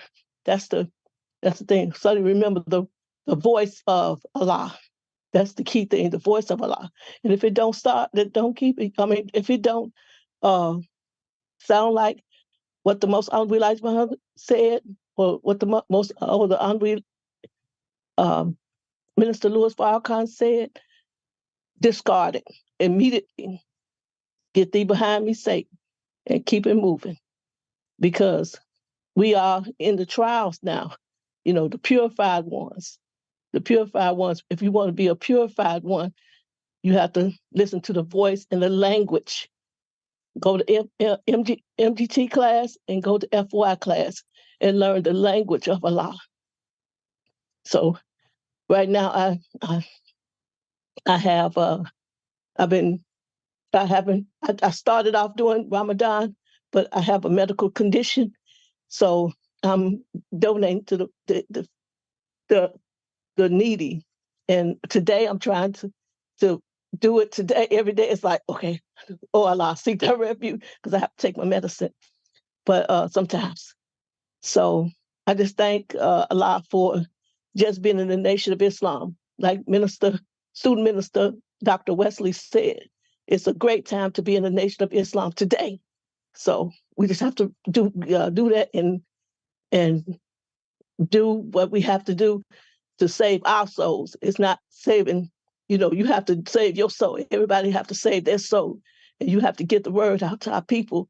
And that's also saving your soul. You have to feed our people and bring in the new fruit in the nation of Islam. So I just thank Allah for just being in the nation. Thank Allah being on this call. And assalamu alaikum. Wa alaikum salam. Brother Ben X. Can you all hear me? Yes, sir. Yeah, I wanted to point out something that I read about Moses. So this is Surah 26, section 2, when it says Moses is called and sent to Pharaoh. And it says, and when thy Lord called Moses, saying, go to the iniquitous people, the people of Pharaoh, will they not guard against evil? Look at what Moses says to God. It may remind you of yourself. He said, my Lord, I fear that they will reject me. How many of us have a product that's in your heart? How many of you all have a book that's in your mind and you're saying, man, but they gonna reject me. Man, they ain't gonna like it. They gonna be critical. I'm not good enough, right? He says, and my breast straightens and my tongue is not eloquent. So send for Aaron too. See, how many of us believe, I'm not smart enough. I'm not eloquent enough. I don't speak good enough. And so he said, and they have a crime against me, so I fear that they will kill me. He said, by no means. So go you both, he's talking about him and Aaron, with our signs. Surely we are with you. So when we go out, go if Allah put it on your heart and know that they are with us. But see, I want to go over to our Bible now and kind of give us a little bit more clearer look at this. Now, this is Moses. This is Exodus chapter 4. Same story now. It says, Moses answered, what if they do not believe me or listen to me and say, the Lord did not appear to you? See, how many of us say, I don't have many followers, so ain't nobody listening to me. Now look at this. Then the Lord said to him, what is that in your hand? A staff, he replied. The Lord said, throw it on the ground. Moses threw it on the ground and it became a snake and he ran from it. Then the Lord said to him, reach out your hand and take it by the tail. So Moses reached out and took hold of the snake and it turned back into a staff in his hand. This, said the Lord, is so that they may believe that the Lord, the God of their fathers, the God of Abraham, the God of Isaac, and the God of Jacob, has appeared to you. Now, of course, we ain't got nothing like that we're going to be able to do, but there's going to be maybe some things that you could do that the average person can't do when we surrender ourselves. See, there's going to be some things that takes place there. They're going to say, ooh, that was a miracle. I've never seen something like that done. But you would never know unless you come on now. You would never know unless you follow what he's telling you. Then the Lord said, put your hand inside your cloak. So Moses put his hand inside his cloak, and when he took it out, the skin was leprous. It had become as white as snow.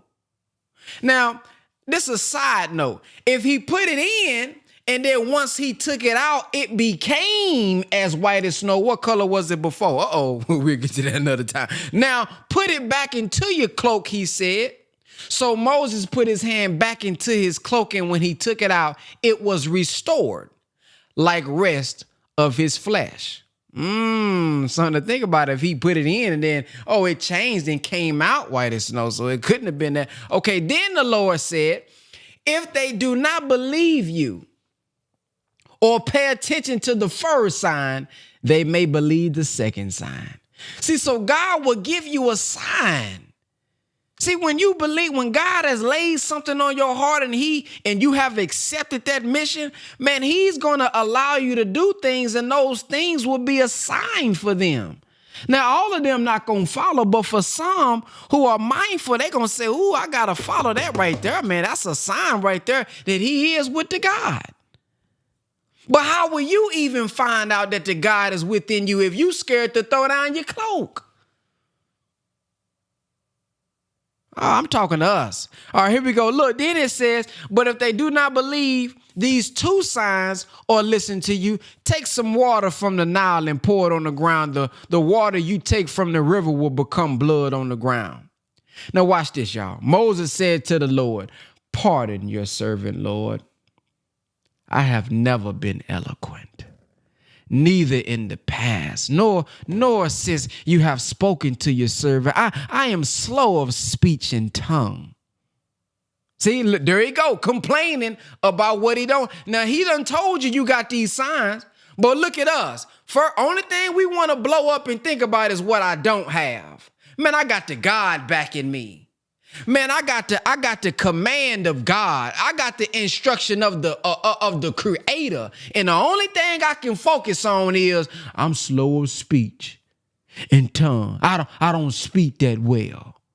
How many of those speak well but ain't got a damn thing? I'm sorry, it's Ramadan. How many of us speak well but ain't got nothing to say?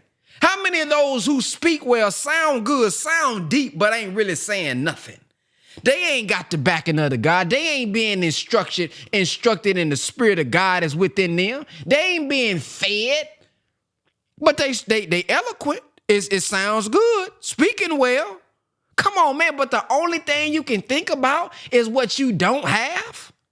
Oh, come on now. I hope I'm waking somebody up this morning. Okay, here we go. Then the Lord said to him, who gave human beings their mouths, boy? Who gave you this mouth? Who makes the deaf or mute?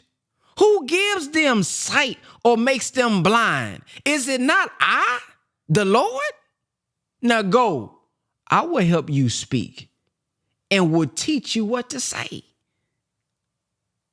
Now watch this, y'all. Y'all not gonna believe what Moses said. Now I'm hoping that somebody can hear this story and say, that's me, and then you can grow some watermelons and whatever you need as a woman. Grow some so that you can go out and see that you can still be powerful like Moses, even if you have these doubtful thoughts. Now I'm finna read what I just read again because I couldn't believe this part.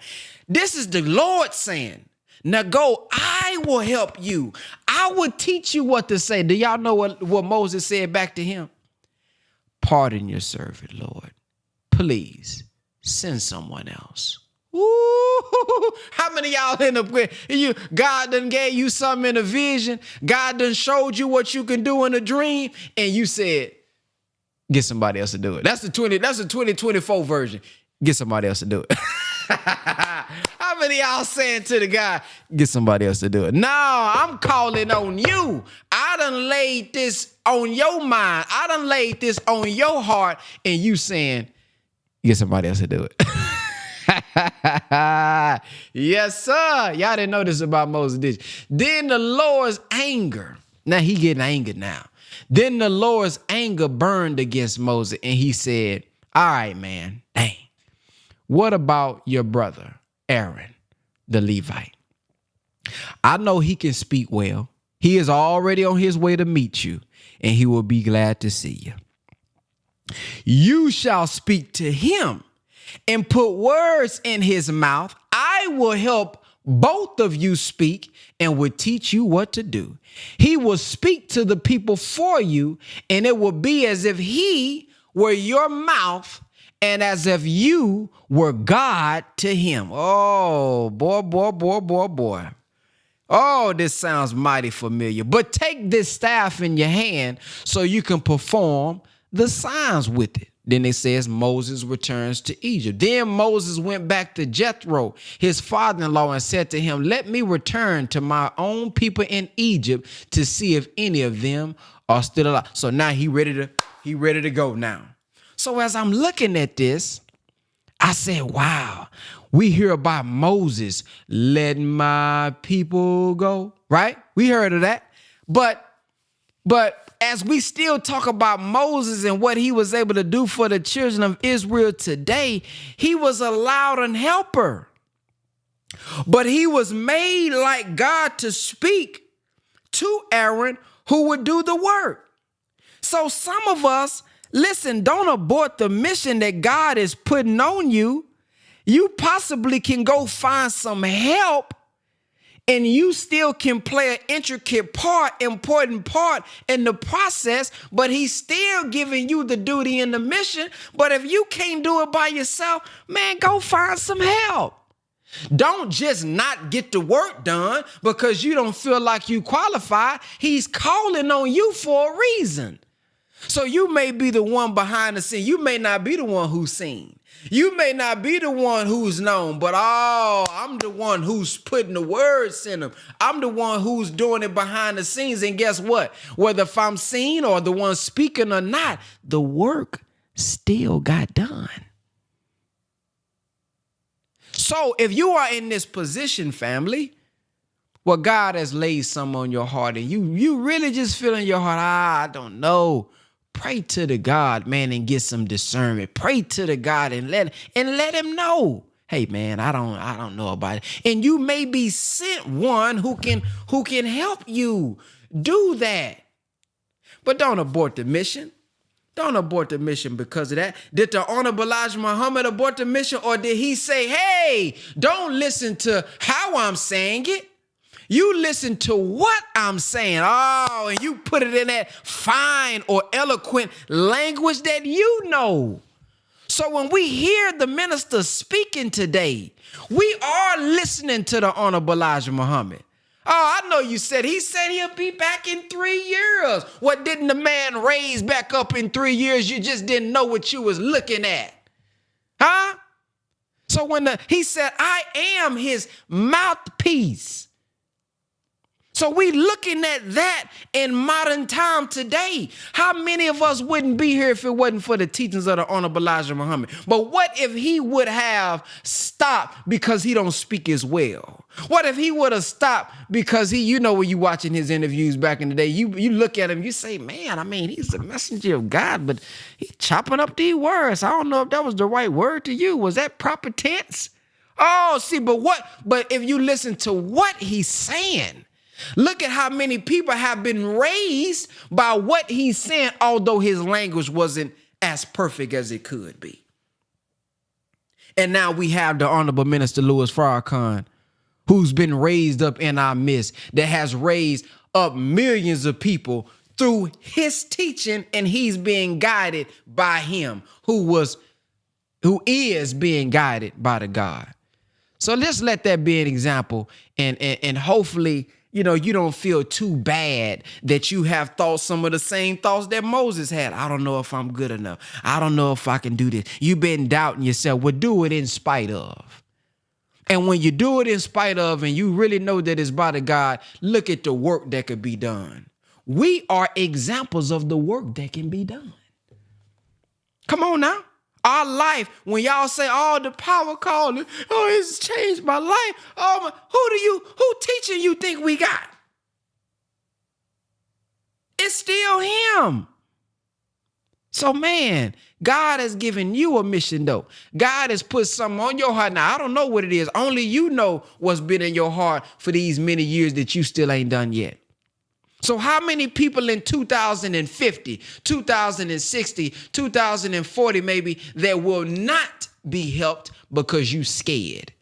That will not be resurrected. That will not have a better life because you know what's on your mind, that he's feeding you through your gift, but you saying, I don't know if I can do this. And then you quit. You're not even going to do it. You may be sent help. You probably been sent to Aaron and you scared to do it. So that's all I gotta share, brother King Cam. We can go on to the next person. Ooh-wee. Man, brother Ben, that was timely right there. They said took away all the excuses. Sister Sherry was actually the last one I had on my list from Sister Randisha.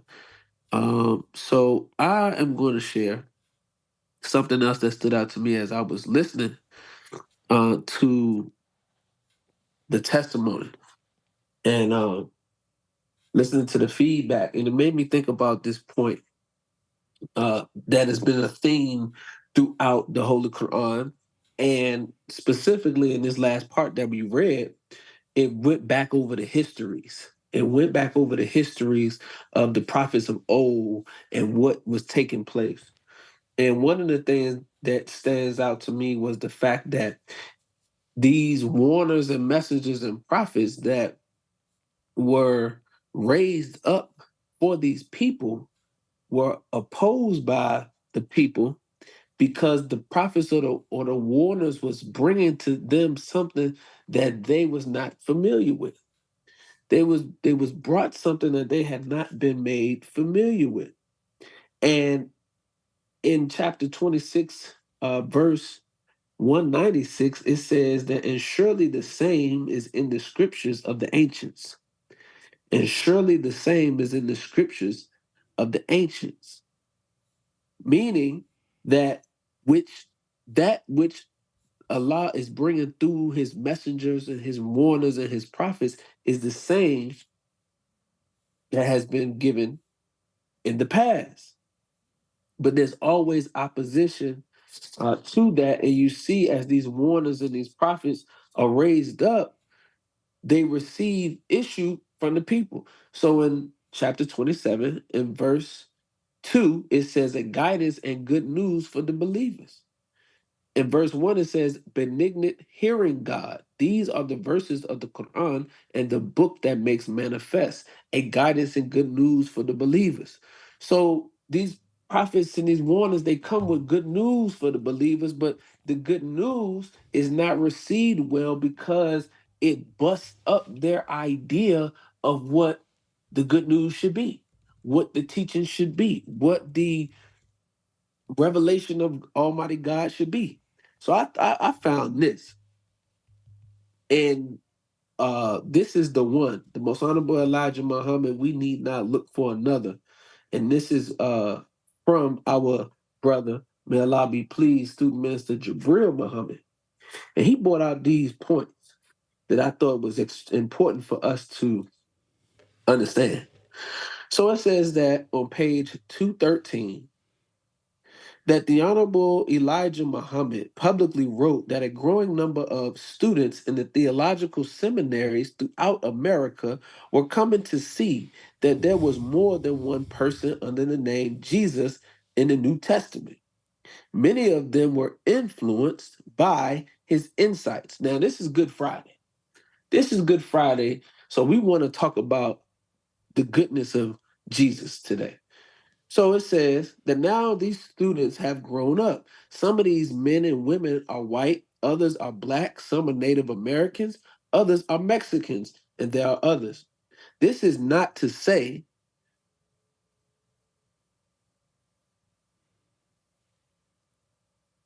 I'm sorry, hold on.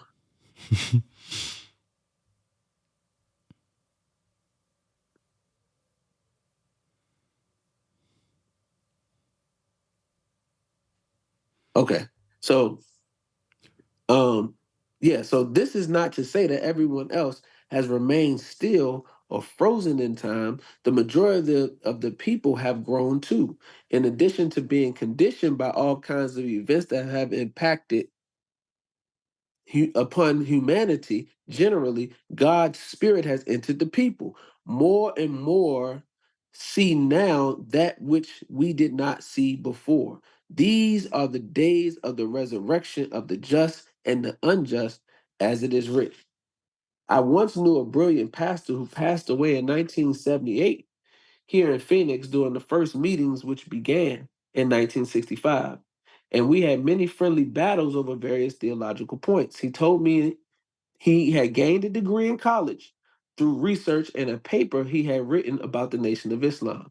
He was a studious man who never stopped growing. Then there was a time period of a few years when we had little contact. Time passed. When we next enjoyed an in-depth conversation, I learned he was deeply troubled. His inner conflicts were rooted in what he had learned years before in the seminary which time and circumstance had brought to the forefront of his mind.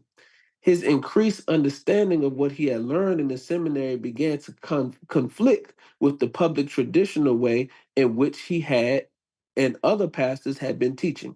It conflicted with what he had to teach to satisfy his congregation in the old way and the powers that were in his church. He wanted to see the Honorable Elijah Muhammad.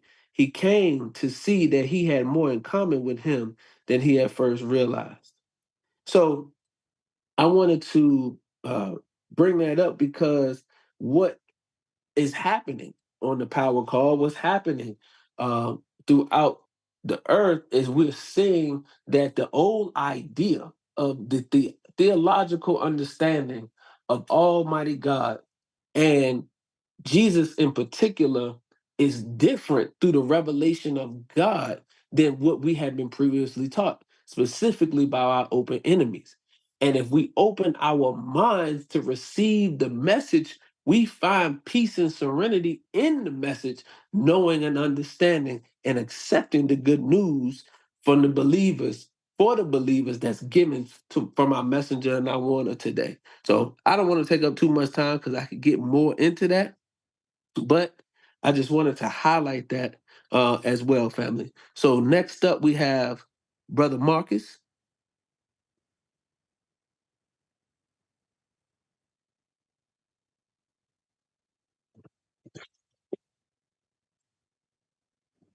Assalamu alaikum. Can you guys hear me? Wa alaikum salam, yes, sir. Oh, praise the Lord. Yeah. Wow. I wanted to talk about real quick.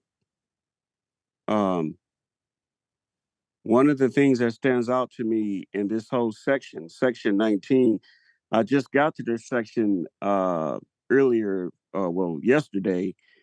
I've been reading the Holy Quran in Manzils, and I'm like, wow, I'm back at this section.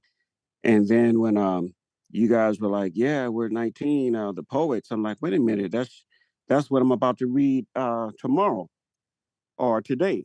And so one of the things that stands out about this chapter is that section 19 is actually in a chapter titled Al Furqan. And that's highly significant because if we really want to understand who the Honorable Minister Louis Farrakhan is, study this chapter. One of the verses that stands out is verse 32, which is in the same chapter, in the same in section 19. And 32, it says, and those who disbelieve say, why has not the Quran been revealed to him all at once? Thus that we may strengthen thy heart thereby, and we have arranged it well in arranging. And so when we study this, we find that there's an Arabic word with the root letters ra, ta.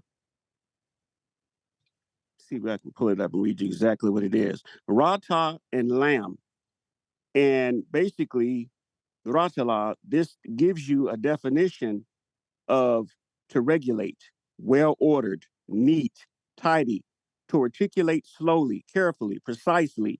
And so when you get into the footnote of more about what this is talking about, it says how the Quran was revealed in piecemeal, et cetera, et cetera. So there's a specific way that we have to go about reading the Quran. It's arranged in a certain way. Like, for instance, we're reading it right now in 30 parts. And so we're told that we can read it in 30 parts. We can read it, one part a day, et cetera, et cetera. Or you can read it in Manzils, which is with 7 parts within a week, which takes about a week. I believe this is what our beloved sister, Mother Tanetta, did for years. And then there are hadiths that say that Prophet Muhammad said that if you read it in less than 3 days, you will not comprehend it. Meaning that if you like on some high level or whatever, or you just really understand the word to the point, you can read it within 10 parts a day. But to do that, you have to have time, you have to understand the material, and you have to be able to read either well in Arabic or be able to understand, be able to read pretty well in English. And so I wanted to point that out. The fact that the Quran is revealed in sections and in piecemeals, and the fact that the whole thing is in a chapter, the whole section is in a chapter called Adif Khan, points right back to the Honorable Minister Louis Farrakhan. So when we hear him, we're hearing the voice of God. And the Honorable Minister Farrakhan said himself that the Most Honorable Elijah Muhammad, when he would teach him, he would say certain things to him, and it would not necessarily germinate until sometime years later. So it was in degrees. And so I find that fascinating, and there's much more I want to say about it. But all praise is due to Allah. I'm glad to be up here with you guys, listen to you guys. I always appreciate and love hearing you guys' voices. And thank you for giving me the opportunity to come up here and speak. And maybe inshallah, I'll come up and share a little more. Thank you so much. Assalamu alaikum. Love you all. Ramadan Mubarak.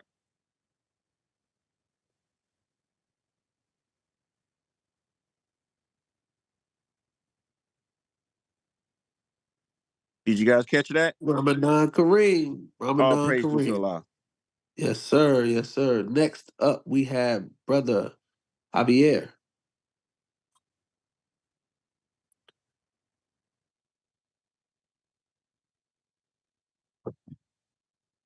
Brother Javier.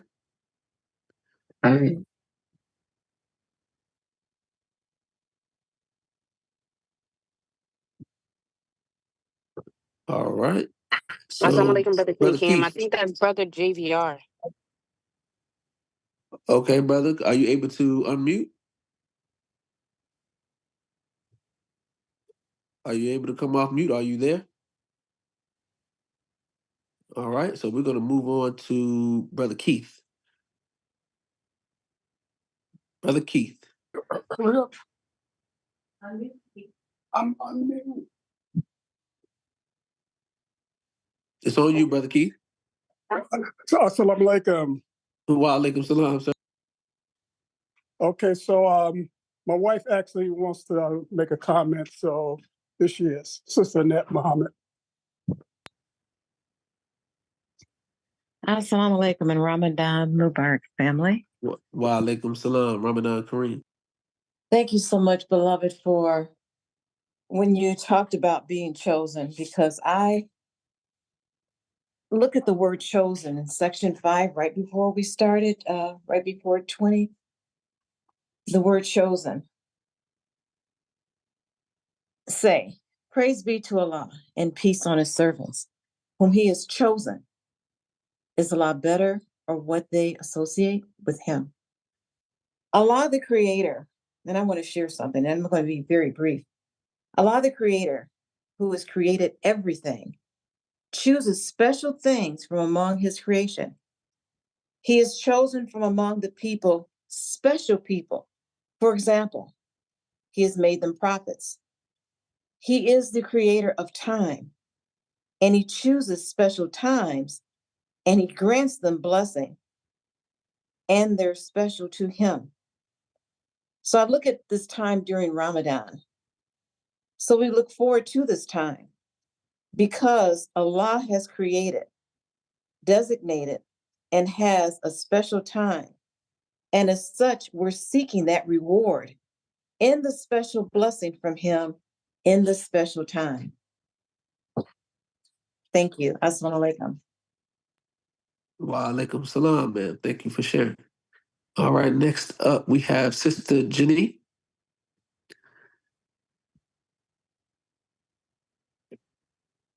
Yes, Sister sir. Jenny. Assalamu alaikum. Wa alaikum salam. So, the brother who gave his testimony, I believe it was Brother Stoney. When I heard what he said, I was reminded of what Sister Ava said to us in our study guide. I believe it was study guide. I was trying to find it, but I believe it was study guide number 19A or study guide 19B, when the flood of propaganda would come, that when people start talking negatively about the Nation of Islam and that how the woman, there's a description of the woman in the Bible and how the woman would follow up the flood. It's in the book of Revelation. And it reads, so the serpent spewed water out of his mouth like a flood after the woman, that he might cause her to be carried away by the flood. But the earth helped the woman, and the earth opened its mouth and swallowed up the flood, which the dragon had spewed out of his mouth. And on 17, and the devil was enraged with the woman, and he went to make war with the remnant of her offspring, who kept the commandment of God and have the testimony of Jesus Christ. So when I heard him say that, I was reminded of what Sister Ava said. She said that when that flood comes, that we should, turn off the television, turn off the radio, because like the one sister said, when you let these words come into you, you don't know how they're going to take root. You don't know what seed is planted. And that becomes like in the Holy Quran, the whisperings of the slinking devil who whispers into the hearts of men from among the jinn and the man. So when we hear negativity, we are to turn our backs on it or cut it off. Or when we hear slack talk and gossip, our general order says, to report all violations of orders we are instructed to enforce. So when you hear a negativity, like the brother said, keep a guard, but turn it off, because especially if you're a baby Muslim or you're, coming into Islam, maybe you can't stand that because that just might blow you away. And I was, I believe his name was Stony. If anybody could, I caught a part of his name. That made me think about Brother Nick Stone. Nick Stone. Thank you, ma'am. It made me think about how when there is a seed that was planted on a stony ground, and then one was planted on, sand or on earth, and another one was planted, and each one of those, when it was planted, one withered up and it died away because it was exposed, and one took root, and when you think about it like that, you have to first, the root must go down before the shoot can go up. So as we're coming into Islam, we have to like really be careful and making sure that we're getting good food, and making sure that we're taking in like good positive things. Like a mother is very protective of what she gives her baby, what foods that she feeds to her child, because she's concerned about how that child is going to go up, as it is with us. So I just wanted to share that part. And then I also wanted to share, yesterday I was listening to Sister Ava Muhammad, and she said that she was the lecture that she did was called America.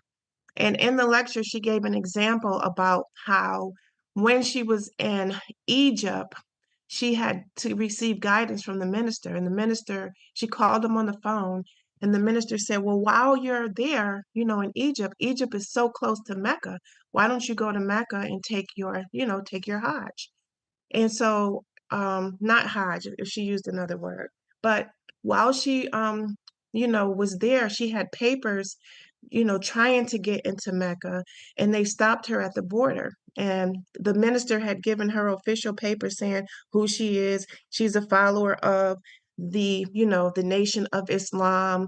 And when they didn't recognize, the Nation of Islam. And so her husband stepped up and he said, oh, I see what's going on here. You don't recognize Minister Farrakhan. And the official guy that was there, in Egypt, he said, no, we recognize the minister and we love the minister. The minister is recognized here. And if he came, we would allow him in, but you can't come in. And so at that point, Brother Darius, if you guys are familiar with her husband, went into the Holy Quran. And he said something to the effect of, if you cannot see me as a Muslim, then you're not a Muslim. And then he also said that while you all are, over here in the East, thinking that and I'm paraphrasing, thinking that you are, the center of Islam, he said there's going to come a day when you're going to have to come to the West and bow down to the life-giving Son, talking about the Honorable Minister Louis Farrakhan.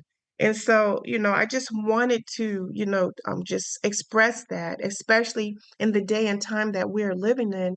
The devil is wroth with us, and he wants to, after the minister leaves, the flood of propaganda will come, and it's coming now. We see little trinkets of it coming now. It's coming after not only the minister, it's coming after our brother Ben Muhammad. It's coming at any one of us who want to stand up. So yesterday, I had responded to something on Facebook where the minister had given us an instruction where he said that when our people are in distress, and I'm talking about P. Diddy right now, and he said to us that we defend them no matter what. He said, I don't care what they did, defend them. And so there was people were on Facebook talking about P. Diddy and his situation and saying that he should be under the jail. And I saw where R. Kelly said, he said, P. Diddy is not, he called into a radio station because they were talking about him so bad. And he said, he's not guilty. I believe that he's not guilty. And so the minister told us that, he said, I don't care what they did. He said, we saw Mayor Barry in a hotel room smoking crack cocaine, with women around him of ill repute. But the minister defended Mayor Berry anyway. The people, had a heart that was for Mayor Berry. And so when Mayor Berry came out, he became the mayor again. He got a second term.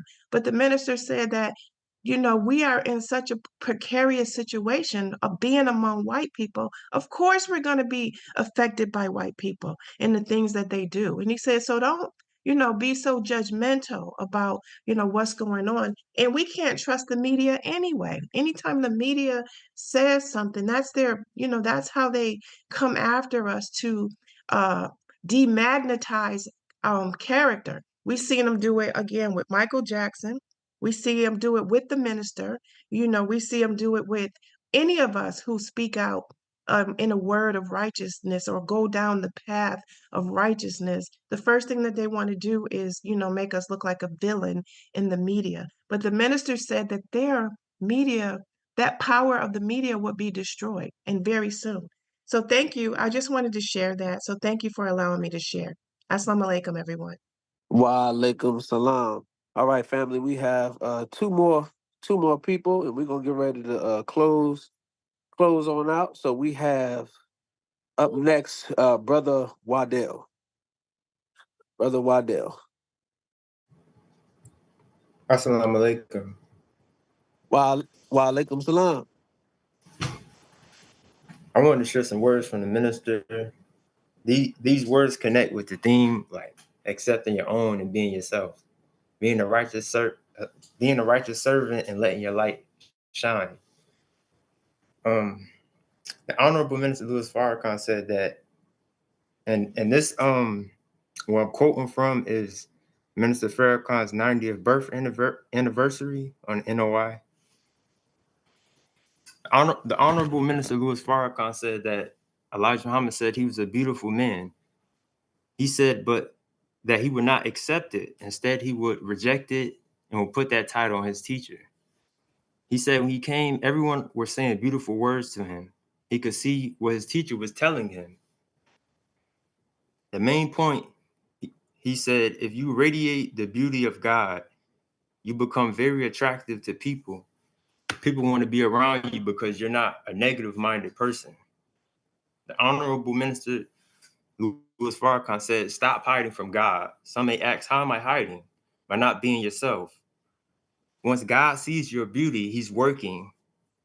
He said, why would he tell you, Brother Ishmael, through this one man, I'm going to get all my people? And when I listened, the minister saying, to the people who were giving me beautiful birthday greetings and talking such beautiful words, I broke down and wept because I could see what the messenger said. If you radiate the beauty of God, you become very attractive. People want to be in your company. And they feel good being in your company because you're not a negative-minded person. When you talk to somebody, you're looking for God in them. That's what I wanted to share. I hope the message Yes, sir. resonated with someone. Assalamu alaikum. Wa alaikum salam, sir. And then the last person is Brother Malik.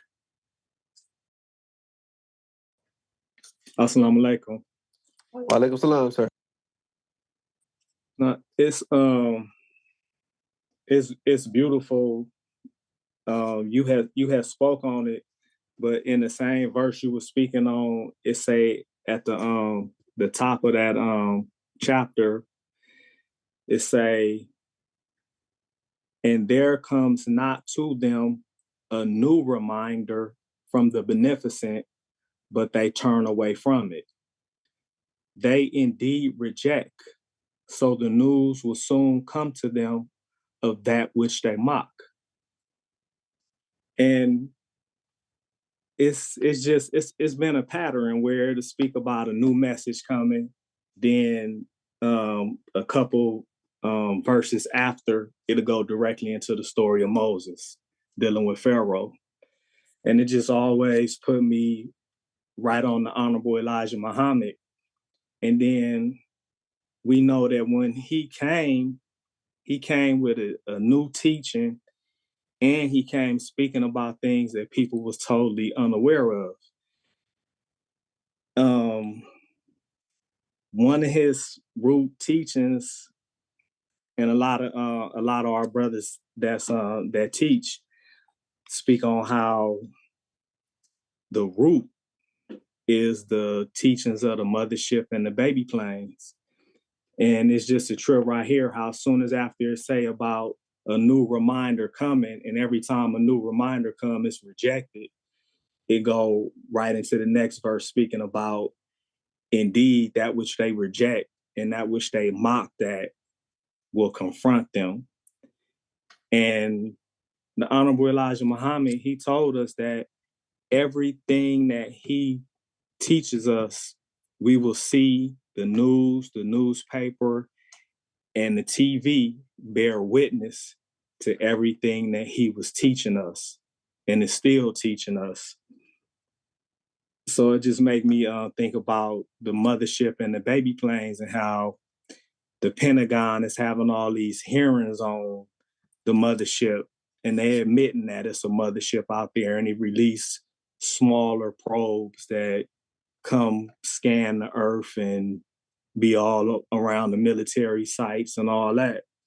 And it's just, everything that people laughed or tried to make fun of the Honorable Elijah Muhammad teachings about, everything is coming into a reality. So where everybody is going to be confronted and have to face everything that the Honorable Elijah Muhammad and the Honorable Minister Louis Farrakhan has been trying to warn us about and teach us about. So we in a good place, and we really gotta make sure we strong and we foundated, and we really trust and know that Master Fard Muhammad and the Honorable Elijah Muhammad is in power and control. Because if we don't, and we not secure in that truth, then all what they come with, that from their they lies, they deceit, they propaganda, all the different negatives that they try to come with to knock us off and make us let go of the rope, we're gonna fall off if we really not rooted and trust, know, and believe that what we have is the truth, the truth without no doubt. It ain't a questionable truth or a piece of the truth. No, it's the whole truth, nothing but the truth. And we gotta stand on that with our all. Assalamu alaikum. Wa alaikum salam. Praise be to Allah.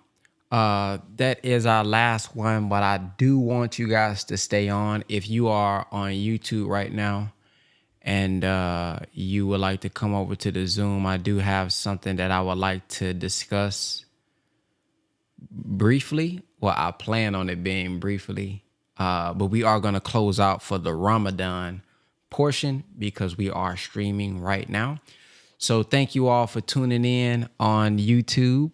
And inshallah, we will see you guys in the morning, 5 a.m. Central Time for part number, what we on? We're going to be on part number 20, y'all. Ooh, we almost there. Stay strong. We almost there. So thank y'all for listening. Thank everybody for tuning in. Assalamu alaikum. Y'all on Zoom. Don't go anywhere. But we'll see you guys, inshallah, tomorrow. Peace.